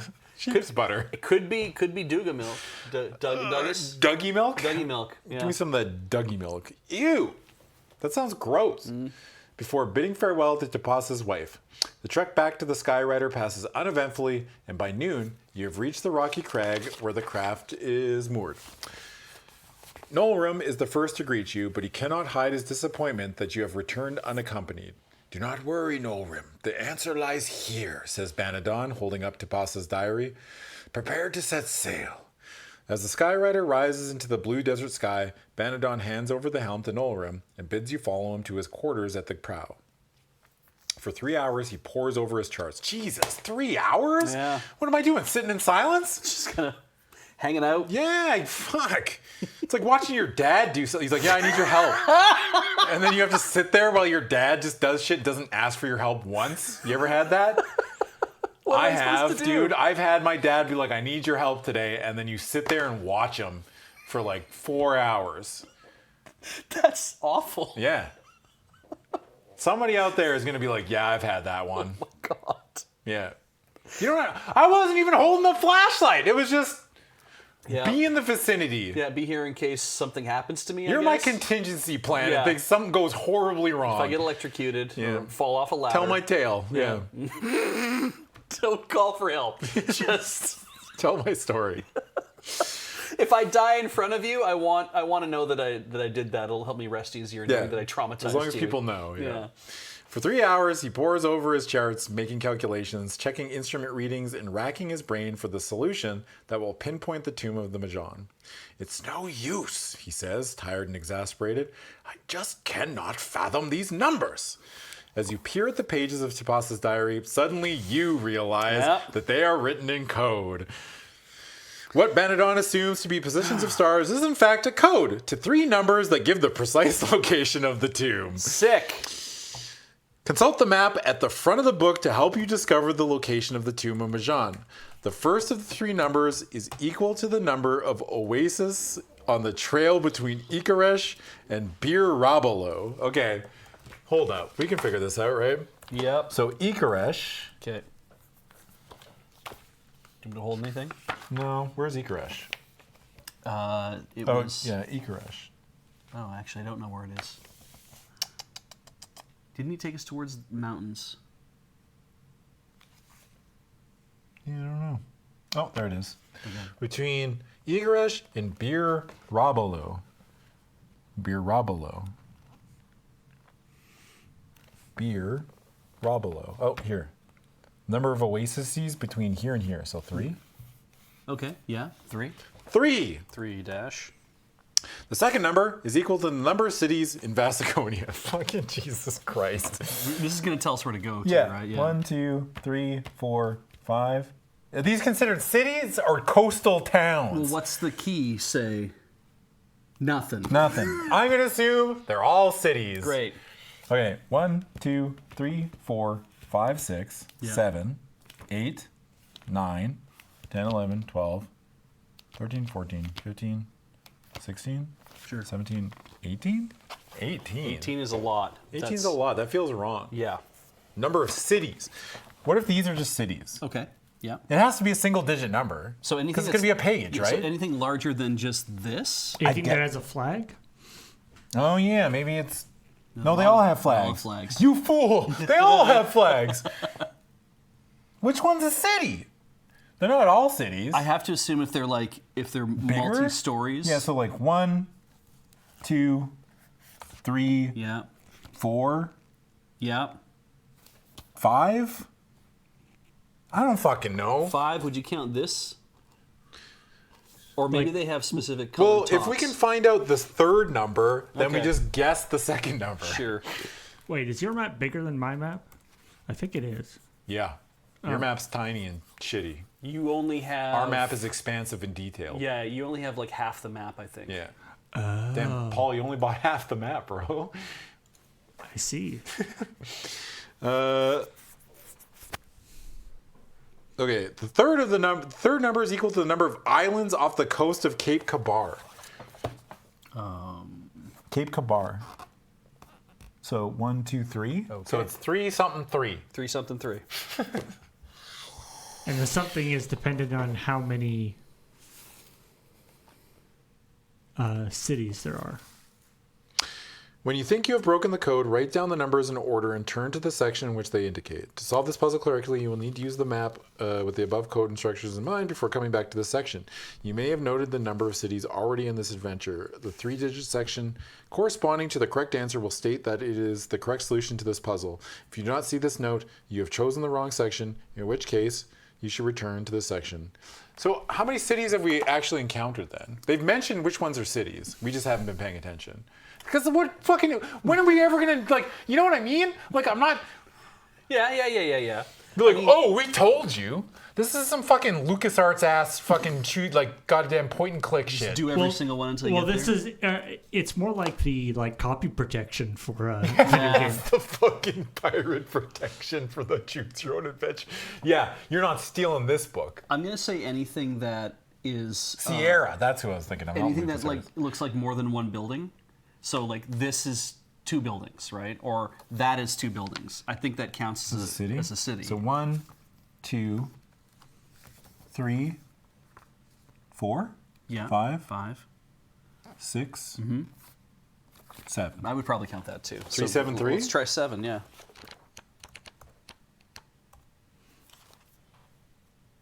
God fucking damn it. That's it! Exclaims Vanadon, stabbing his finger at a map of the dry main that covers his chart table.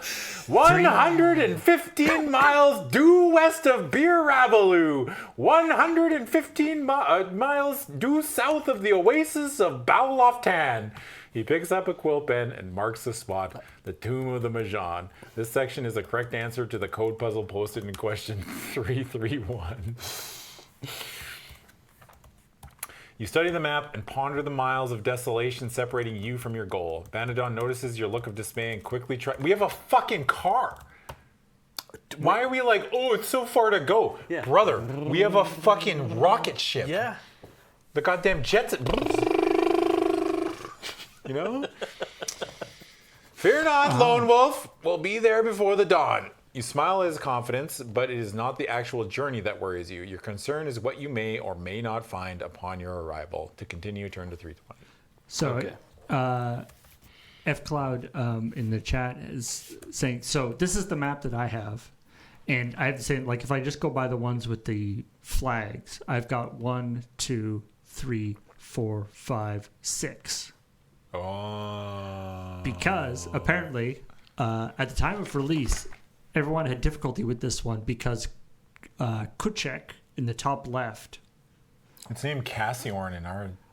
Had a flag, but they clipped the flag off in the printing.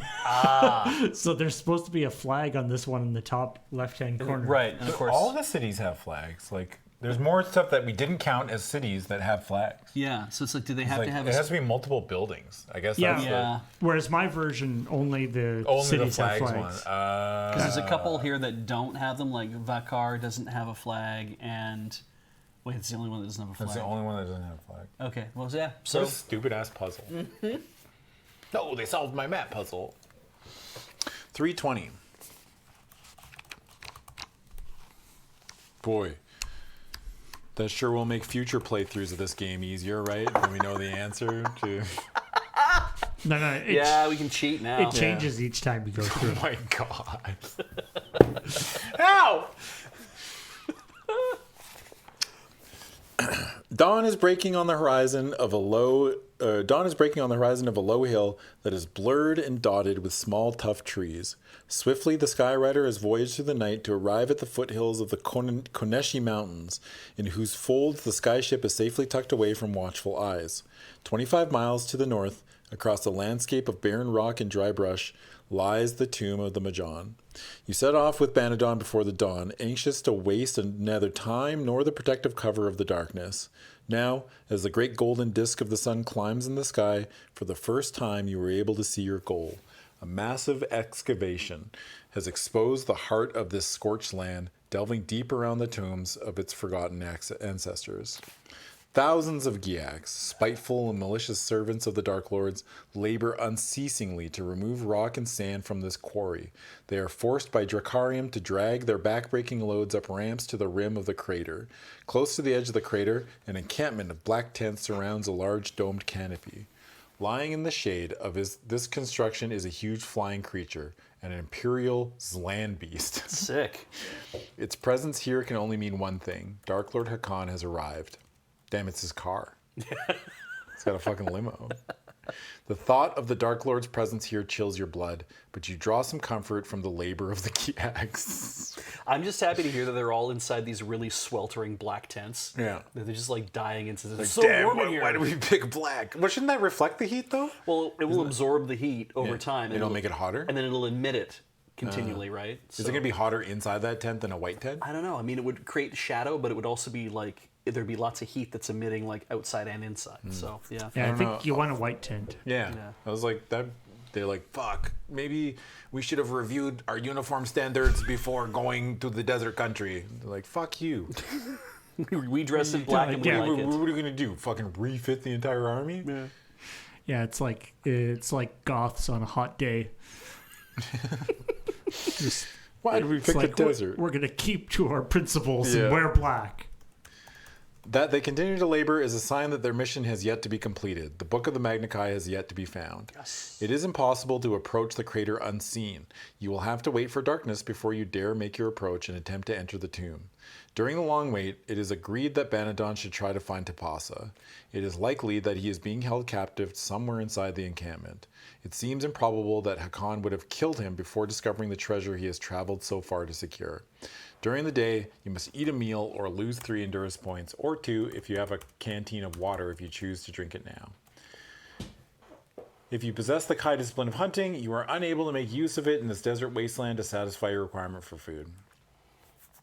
As night falls, so your desperate quest begins. The Giaks pose few problems that you cannot overcome with your basic warrior skills, for these creatures have been overworked to the brink of complete exhaustion. Only the Dracarium show any sign of vigilance, but even so, there are less than a dozen patrolling the rim of the entire crater. Not until you reach the main entrance to the tomb do you encounter any real challenge. Ooh. A Drakkar stands on guard by the entrance, his cruel eyes glinting behind his twisted iron death mask. Occasionally, he diverts his attention from the watch to take a drink from a water flask. If you have the Kai discipline of mind over matter, turn to 214. Make all the water come out of the flask and dance in front of his eyes, and then make a bubble around his face and drown him. Turns into a sexy lady. Ooh, I like that. Yeah, that's good. What was it, the dance of the 7 veils? Or Just it just turns it's just like an illusion of like a Drakkar, but like with a big pink bow on its head.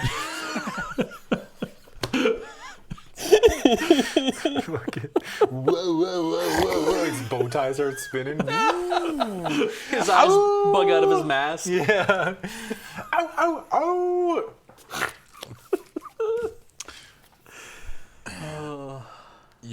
What was the whittling guy?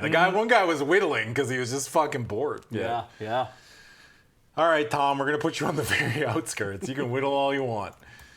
You focus your skill on a nearby spade, willing to handle the rattle against the wheelbarrow in which it rests. It only takes a few seconds for the vigilant Drakkar sentry to leave his post and investigate the suspicious noise. By the time he returns, you have entered the Tomb of Majan. Fucking Sick. God, it's easy being green. What is that? I feel like that power has exclusively been used to make little things make noise. Yeah. We used it to open a lock. Right, yes, you used it to open a lock that one time. Yeah. Maybe I'm talking shit, Yeah. but if I was a guard and I just heard like a fucking... I wouldn't be like, whoa, what's going on over here? And This then obvious leave my noise? post. Yeah. Leave my post? I'm like, no, I'm supposed to sit here. I'm not fucking moving, dude. Yeah. The Union will fucking torch me. Like if I heard like a clank off somewhere where someone... If I heard somebody go, oh, then I would go. Yes. If I heard, I'd be like, we're in a fucking mine. It's a quarry. Yeah. There's gonna be noise. There's gonna a shovel's gonna hit the ground sometimes. Yeah. Yeah. Maybe he was like, oh, maybe an animal knocked it over and I can eat that. Start making animal noises. It's a Giak with a big pink bow. Turn to 395. Like, God, man. It's just, yeah, these guys don't have a very, like, they're good fighters, but they're not discipline. They're not good at the guarding thing. Yeah.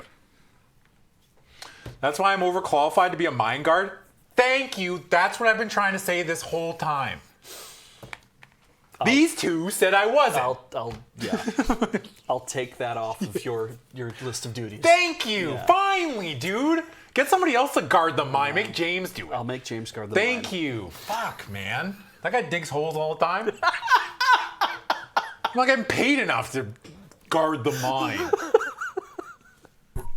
Who's gonna keep it safe while he's digging, though? If he's I don't know. It's fucking James's problem. That's fair. All right. He'll have to double shift. What did I say? 395? Yeah, 395. For as far as your eye can see. Eye? Why does it say eye? Did I lose an eye? No. I just as far as the eye can see, I guess is. No, but this is as far as your eye can see. Oh yeah. I guess you're keeping that night vision. Yes. Actually, fucking Lone Wolf hates seeing in 3D, Oh, so he yeah. just closes one eye all the time. It's like, I like things fucking flat. Man after my own heart. Yeah. It's like, yeah, no. You want to back up this car? No. That's why Banadon won't let him steer the Skyrider. Shit. It's like, no, you're gonna fly into some shit. Can't see in 3D, man. He's always got one eye closed. As far as your eye can see, a perfectly straight sandstone corridor slopes away into the distance. Torches crackle and splutter on the walls, illuminating pictograms engraved in the yellow stone. At regular intervals, rough-edged slabs protrude into the main corridor. You stop to take a close look at one of these slabs and the floor beneath it and come to a frightening conclusion. They are traps, set off, no doubt, by the Giacs when they cleared this corridor of sand. Rather than instructing the Giacs to avoid them, the Dark Lords must have deliberately used their slaves to trigger them. Great use of manpower. Yeah. Yeah. Oh yeah, that's a sustainable, if talking I was an evil hundreds of overlord, Giacs, I'd be yeah. like, I don't know, just throw some fucking Giacs at it. Just get it, I don't know, I just solve it now. Yes. just the idea is like, we know that the Kai is in town, but we know we have complete control over this whatever. Yeah. So we should just keep throwing our slaves at this. Yeah. Good Good job. use, yeah.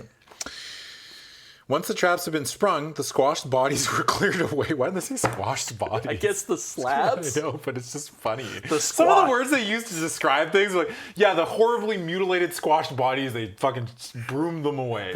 The Giak pancakes. Yeah. Giancakes. Yancakes.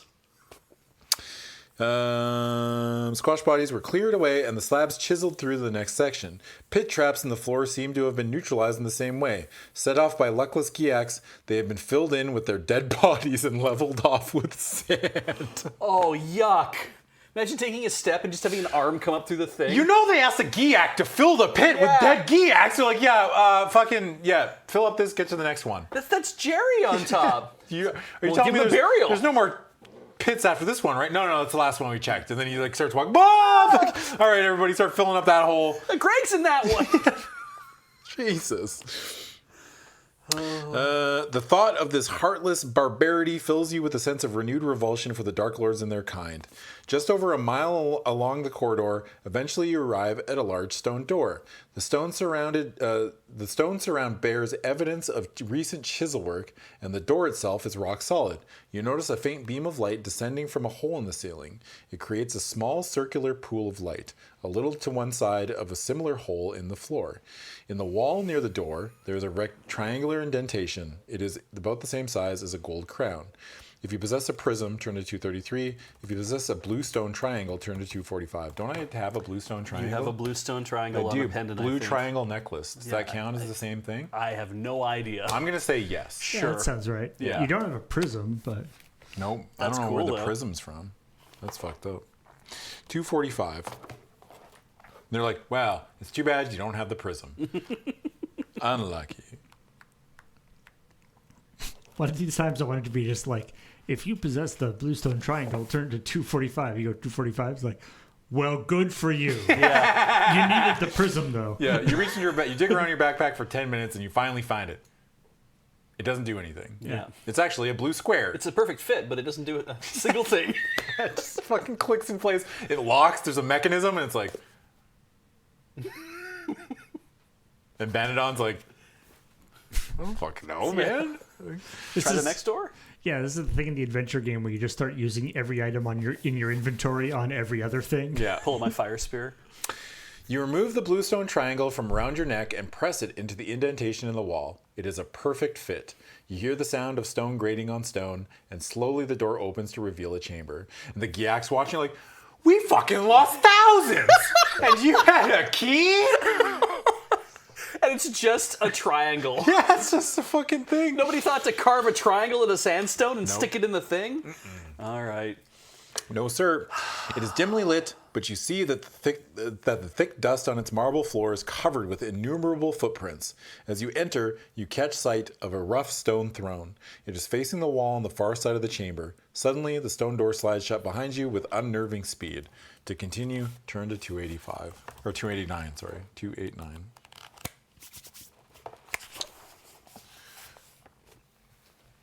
The throne begins to revolve. As it turns, a terrible howling fills your ears. It changes and transforms into the growling of a harsh guttural language, the likes of which you have never heard before. Words and sounds that the mouths of men could never be shaped to speak roll through the chamber like thunder. It is the Dark Tongue, spoken by Hakan, Lord of Arnak, Dark Lord of Helgadad. He rises from the throne, rise from your grave. Isn't he kind of like the Lich King? Shut up! He rises from the throne, the ghastly voice still echoing from his unnatural mouth. A spiked fist opens to reveal a glowing stone. Blue flame smolders around its surface, and you can feel currents of power radiating from its core. Suddenly, his words change, and now you hear a tongue you know well. He is speaking Summerlending. Look to your doom, Kai whelp! There is a deafening crack, a sudden surge of power, and a fireball of blue flame leaps from the stone and comes hurtling towards your face. If you possess the Summer Sword, turn to 311. Which absorbs magic. So. Yeah, that's right. Shit. So Also, we're turning... So, wait a minute. There's this door Yes. that's sealed. Yes. Inside that, there's a throne. Yes. The evil guy has been in this room, on this throne, Yes. looking just like at a wall, Yes. waiting for you to come Yes. so he could do a dramatic turnaround. Yes. And? The room was locked with a thing that only we seem to have. Any minute now, he's just sitting in the chair. You just picture him fucking sitting in the chair, tapping his fingers like, any minute. Any minute, he's coming. Hope he didn't get caught by a trap. Stone thrown on a lazy Susan. Yes. Just I knew this would pay off. They told me I was waiting for no reason. Ah, fuck. Jerry, what do you want?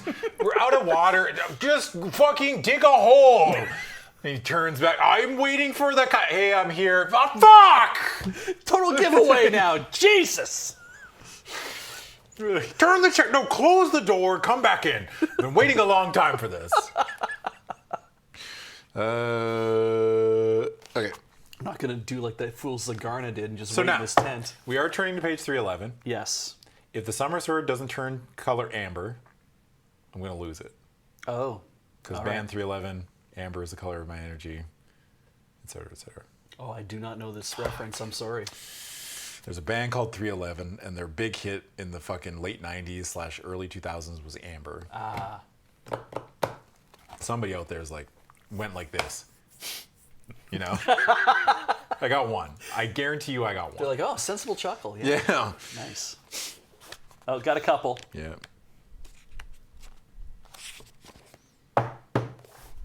Cool reference, streamer. Thanks. You know?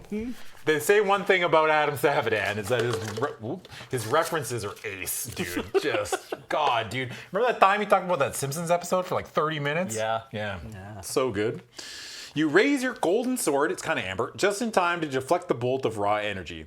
It screams from your blade and explodes into the chamber wall, gouging a hole several feet deep in the steel-hard rock. The impact jars the Summer Sword from your hand.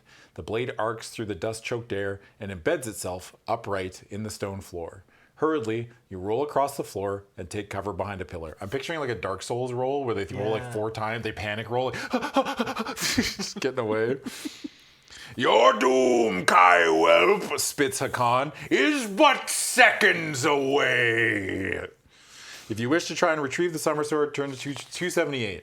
If you choose to move to a new hiding place under the cover of the swirling dust, turn to 350. If you decide to stay hidden where you are, turn to 230. I'm going to use the dust to move to a different spot. That's a great move. 350. He's gonna expect you to go for the sword again. True. And I knew that. When you break from cover, another burst of energy leaps from the Dark Lord's fist. It explodes into the base of the pillar and severs it completely from the floor. With a tremendous roar, parts of the floor begin to collapse. Erase the summer sword temporarily from your action chart. You may restore it to your inventory once the adventure is over. Damn, we lost the sword? Wow, in this it doesn't say anything about temporarily. Jesus. So we can get it back. I guess that was probably in this book to let people know it's like you don't have to roll back and try to fix that problem, right? Yeah.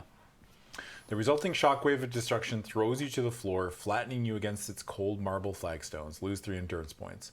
Hakon's laugh can still be heard above the crash of falling stone. It rises in pitch and volume until it fills your head with agonizing pain. What is he fucking? He's doing Talrash's hideous laughter, dude. He's a bard.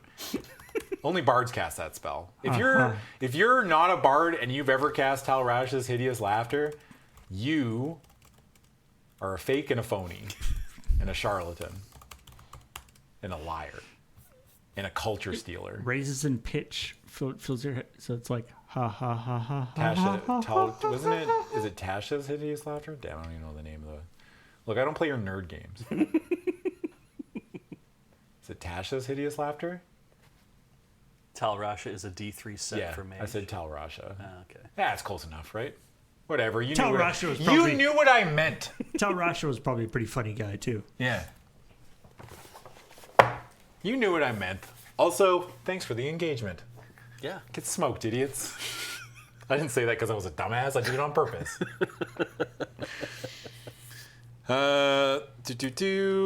If you have the Kai discipline of Mind Shield, turn to 253. All right, I do. Haha. Tink.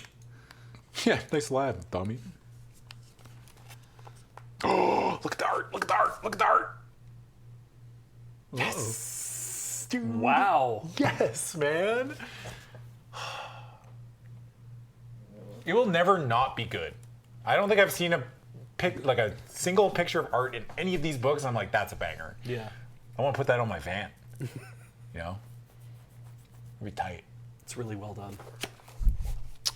It's true. That'd be a good, like a snake token for magic. Oh, yeah. Oh, yeah, that's true.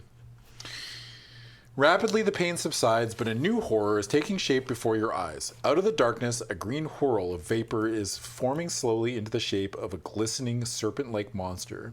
A gray mist issues forth from the Dark Lord's mouth, floating towards the core of this horror, infusing it with the power of death. The serpent writhes and convulses as the gray mist fills its body, changing it from a dreamlike illusion into a living nightmare. 2 pinpoints of crimson fire glow in its eyes as it slithers towards you.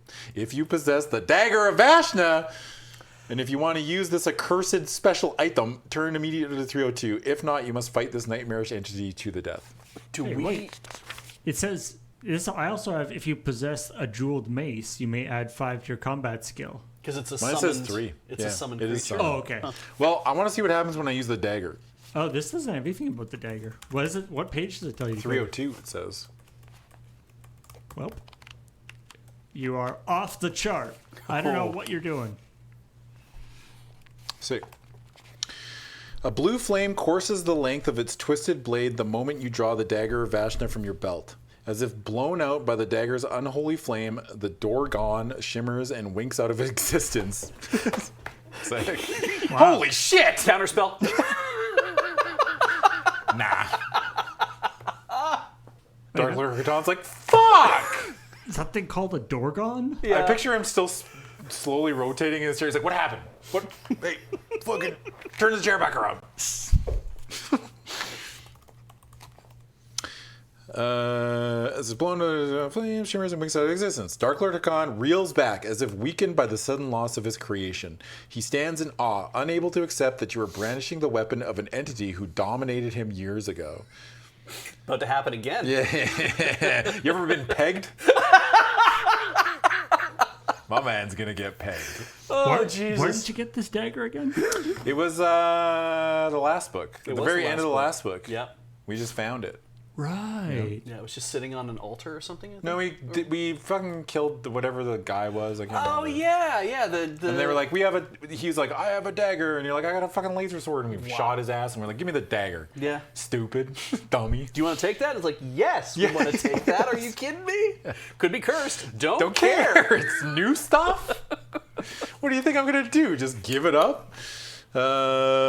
Freed from the threat of this loathsome summonation, you now boldly advance upon the shocked Dark Lord, now convinced you possess a weapon which can destroy him. Hakan screams in anger, a terrible cry that shakes the floor. A beam of blue flame is glowing from the stone in his hand, forming a fiery blade that crackles and spits as it cuts through the dust-choked air. The stench of death and decay fills your nostrils as the Dark Lord prepares to attack.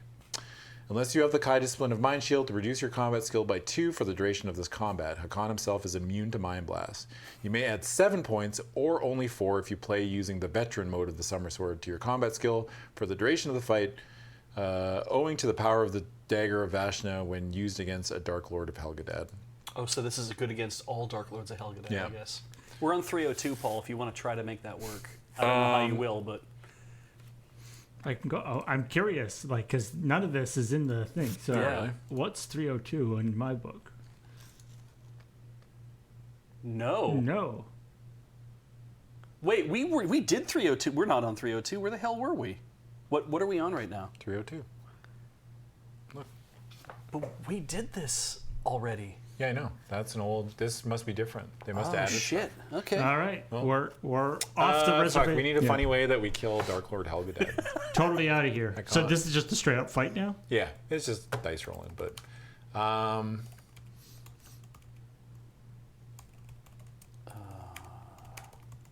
Actually, we get him with the fucking... What's that? And he looks down and we fucking... Right up Right at the nose with the fucking sword, with the dagger. Ah, fuck! And then he dies. His head explodes. They never see that kind of thing coming, do Yeah. they? No. Like, damn, you got a stain. And he's like, what? Zut. There you go. Oh! There you go. Got your nose. Got your nose. And he's like, I have a skull face. There's no nose. I ain't got no nose. He's like, put up your fucking dukes. And I'm like, I ain't got no fucking dukes. Turn to 400. Oh, well. I think that's the end. I think that is the end. Damn. Oh, there's art.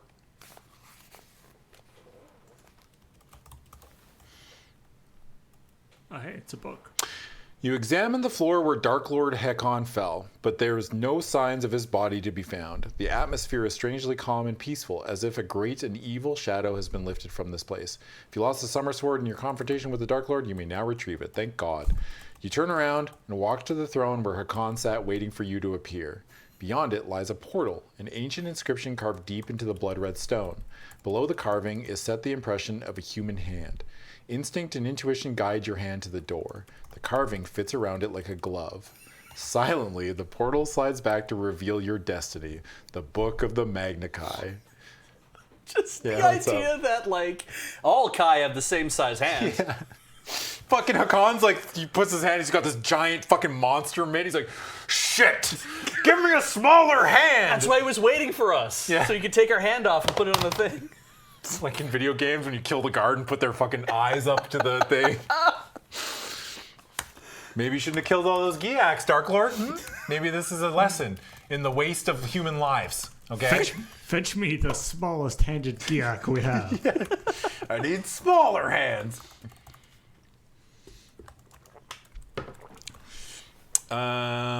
Set upon a pedestal, the book lies open, its secrets revealed to your eyes alone. Is there art for that too, Paul? You see that? Oh, yeah, you do have it. Yeah. As you lift the sacred book, the very air throbs with the vibration of the force locked within its sun gold cover. With a pounding heart, you take the book and hurry from the chamber. By the time you reach the foothills of the Kaneshi, Banadon has successfully completed his mission. He and Tapasa are waiting for you. Thank God. Yeah. He's just like, oh, don't worry, he found him. What happened? Oh, so much. You wouldn't. I don't have time. Super cool adventure. Yeah, super cool, man. Yeah. Backflips and stuff. When they first see you appear, clutching the Book of the Magna Kai, they can barely contain their excitement. This night is a triumph, says Banadon jubilantly. We'll herald a new dawn of hope for Summerland. The Kai shall be reborn. Your quest is now completed. You have found the legendary Book of the Magna Kai and freed Magnamon from the evil shadow of Dark Lord Hakan. But for you, Kai Master Lone Wolf, the story has only just begun. Ooh. Your destiny lies upon the path of the Grand Masters. To master their secrets and attempt to fulfill the first exciting quest of the Magna Kai, begin your journey with Book 6 of the Lone Wolf series entitled The Kingdoms of Terror. Dude, what a fucking... They wrapped that one up real quick. They did, one of these... I swear to God, every one of these books is just like all of a sudden you like walk through a door and you're like, I'm the boss! And we're like, bang, bang, bang, bang, bang! And we're like, fuck yeah! It's like we spent half the book on that one action sequence. Yeah. We gotta move it forward here. It is a little weird that it's like there's technically two combats at the end, right? Because there's a Dorgon, but then you actually get to fight like the Dark Lord, right? Yeah. You unsummon it, and you're like, okay, now I'm gonna fight him. So I guess you would have maybe been in a bad spot if you couldn't unsummon the Dorgon, because you'd probably get like really hurt. So yeah, not bad, but I mean, we got rid of it so fast. It's like, oh, now a bit of the tension's removed. But so I'm curious here because it's like, so mine says if you got the jeweled mace, you can add 5 to your combat skill for the duration of combat. So then it's when you win the combat, go here, strike the death blow, winks out of existence. He's feeling bad, and he drops the glowing stone. Ooh. So well, we would have probably used Sixth Sense to figure out what that is. Yeah. If you can only turn stone's power against the Dark Lord, it will drain his strength and make him fade for redemption. Although the stone cannot kill Hakan, it can make at least banish him to a place where he can no longer harm you. So we send him to the fucking Phantom Zone? Try it. Yeah, what happens if you 268? Or do we, like, suffer? And then you win. You leap with the leap of a tiger, you snatch the glowing gem barely a second before Hakan's spiked fist slams into the floor where the jewel lay. You turn your face to your enemy, the gem held high in your hand, its blue beam glinting on the Dark Lord's black armor. He shrinks beneath its glare and falls to his knees, a repulsive sucking noise issuing from his helm as he slowly begins to fade. A sudden crack makes you start with shock, but you are no longer in danger. The glowing gem has vanished from your hand like its master. It has left this dimension never to return. We sent his ass to a different dimension. I love it. Yeah. Now we have string theory in this too. This is great. Yeah. So that was like a whole other way. So I wonder. I don't remember if like was that dagger part of the like. Was that dagger not in this version? I guess not. It didn't come up when asking for that when you're fighting the Dorgon at all, so yeah. Huh. That's funny. I guess maybe it was you're never supposed to have like a full-on fight with Hakan at all. You're supposed to have like a way to just circumvent it. Yeah. If you don't go for the stone. If you don't go for the stone, you just die? Yeah. Your weapon poised to strike and for the killing blow. However, as your arm sweeps down, a spike fix slashes out, blood spurts from your wrist. Your fingers go numb and your weapon falls from your hand. He strikes again, catching your chest with a blow that pitches you backwards across the chamber. Wow. So we're just not strong enough to fight a Dark Lord on our own. We need stuff to do it. Yeah, we need things. All right. I mean, we're just a fucking human. Yeah. I mean, we're still a Kai Master, but like, really, we're just a glorified magician. Yeah, you know? That's fair. Like, nothing has really told me of anything about my combat prowess or anything. I actually think that these books suffer a little bit from the combat system. Really? Because, like, if you could just make choices like that, where it's like, oh, do you do that? Like, do you hide behind the pillar and use the dust as cover? Do you go right for the sword? Right. Like, what decision do you make? I think that's a bit more interesting than just like, yeah, you fucking, here's some stats, roll it and fight, you know? Yeah, it makes it more... It's interesting. Like, it is, in some ways, it is the difference between what I would call sort of a straight choose your own adventure and these kind of like the fighting fantasy books and these kind of things is that you do have like stats and you have things. But on the other hand, some of the like rolling, because it is ultimately like you want to win. And it's like in so many of the fights, like I like the fights also where it's like if you beat this in 3 rounds, do this, otherwise do this. That's cool. If it's just like do this or you die, then it's just sort of, well, I guess I do it then. It's funny, it's funny to me that they just like, because like no human is going to see two things like that, like the 3 rounds or less or 3 rounds or more thing. Yeah. And they're just going to be like, okay, I'm only looking at the one. Everyone's going to look at what happens with the other one. It's and true. they're just going to pick whichever one they like better. Yeah. Nobody's playing these straight and narrow. I don't think so. Anyway, No, maybe well, there's probably some people out there, but being a game book, it's something that they want you to try to replay. To be like, what if you do something differently? Because I mean, like we technically didn't save Banadon, right? So it's like, if you had gone back to the first book and you'd be like, okay, we don't save him, but what happens if we did try to save him? Oh, he gives us a thing. Well, that might be good, so we'll do that, right? Yeah. Or if we had said we don't save him, we don't have the blue gem. Like, I'm assuming even if we didn't have the gem thing, we'd still end up with him because that is required for this part of the... Yeah, you just have to. Yeah. Like, I don't think there's an easy way around that from, like, a storytelling standpoint or, like, just a choose-your-adventure book. It's like, yeah, we left them, but, like... It is kind of like, a fascinating... It is the fascinating thing about the sort of diverging paths and stuff. So I would always be sort of fascinated by seeing... what the mechanics are, like if they've just got like a giant spreadsheet or like what system they're using to make sure all this stuff kind of works out. Yeah. And well, on the bright side, our character kept up the reputation of just unmitigated wholesale fucking murder just all the way through this fucking book. Just death everywhere. Yeah. It's like, death, I'm going to destruction, avoid all this combat and still everyone's going to die. Yeah. God, I'm surprised the dwarves lived, I'm fucking shocked. I thought the dwarves were dead. But they actually just like mentioned them. They're like, yeah, they're on the ship, and then nothing afterwards. Oh, yeah. I was hoping that saving that guy would have some payoff, but...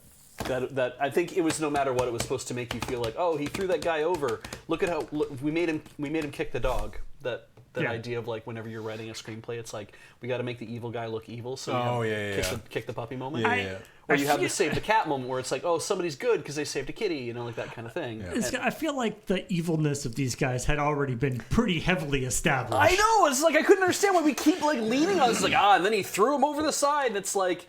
Because he didn't, and you're like, oh, the cold-blooded murder made you angry. It's like, I didn't need to be told that. Yeah. Like, I already knew that. These guys are literally wearing skull helmets. Well, see, I don't think you realize this, but in the 80s, your average reader was a dumbass and needed to be told things very explicitly. I guess that's fair. Not like us geniuses in 2025, Us future space people. Yeah. Yeah. All right, everybody, that was fun. That was the end of the first story arc of Lone Wolf. We did it. We got all the way through. And you know what? We got fucking like 28 more books to do. So, if you like that, we will continue to go with these. This has been Dice Friends. My name is Adam. That's Beej. We have Paul on tech, as always. Everyone say thank you. Thank you. All right.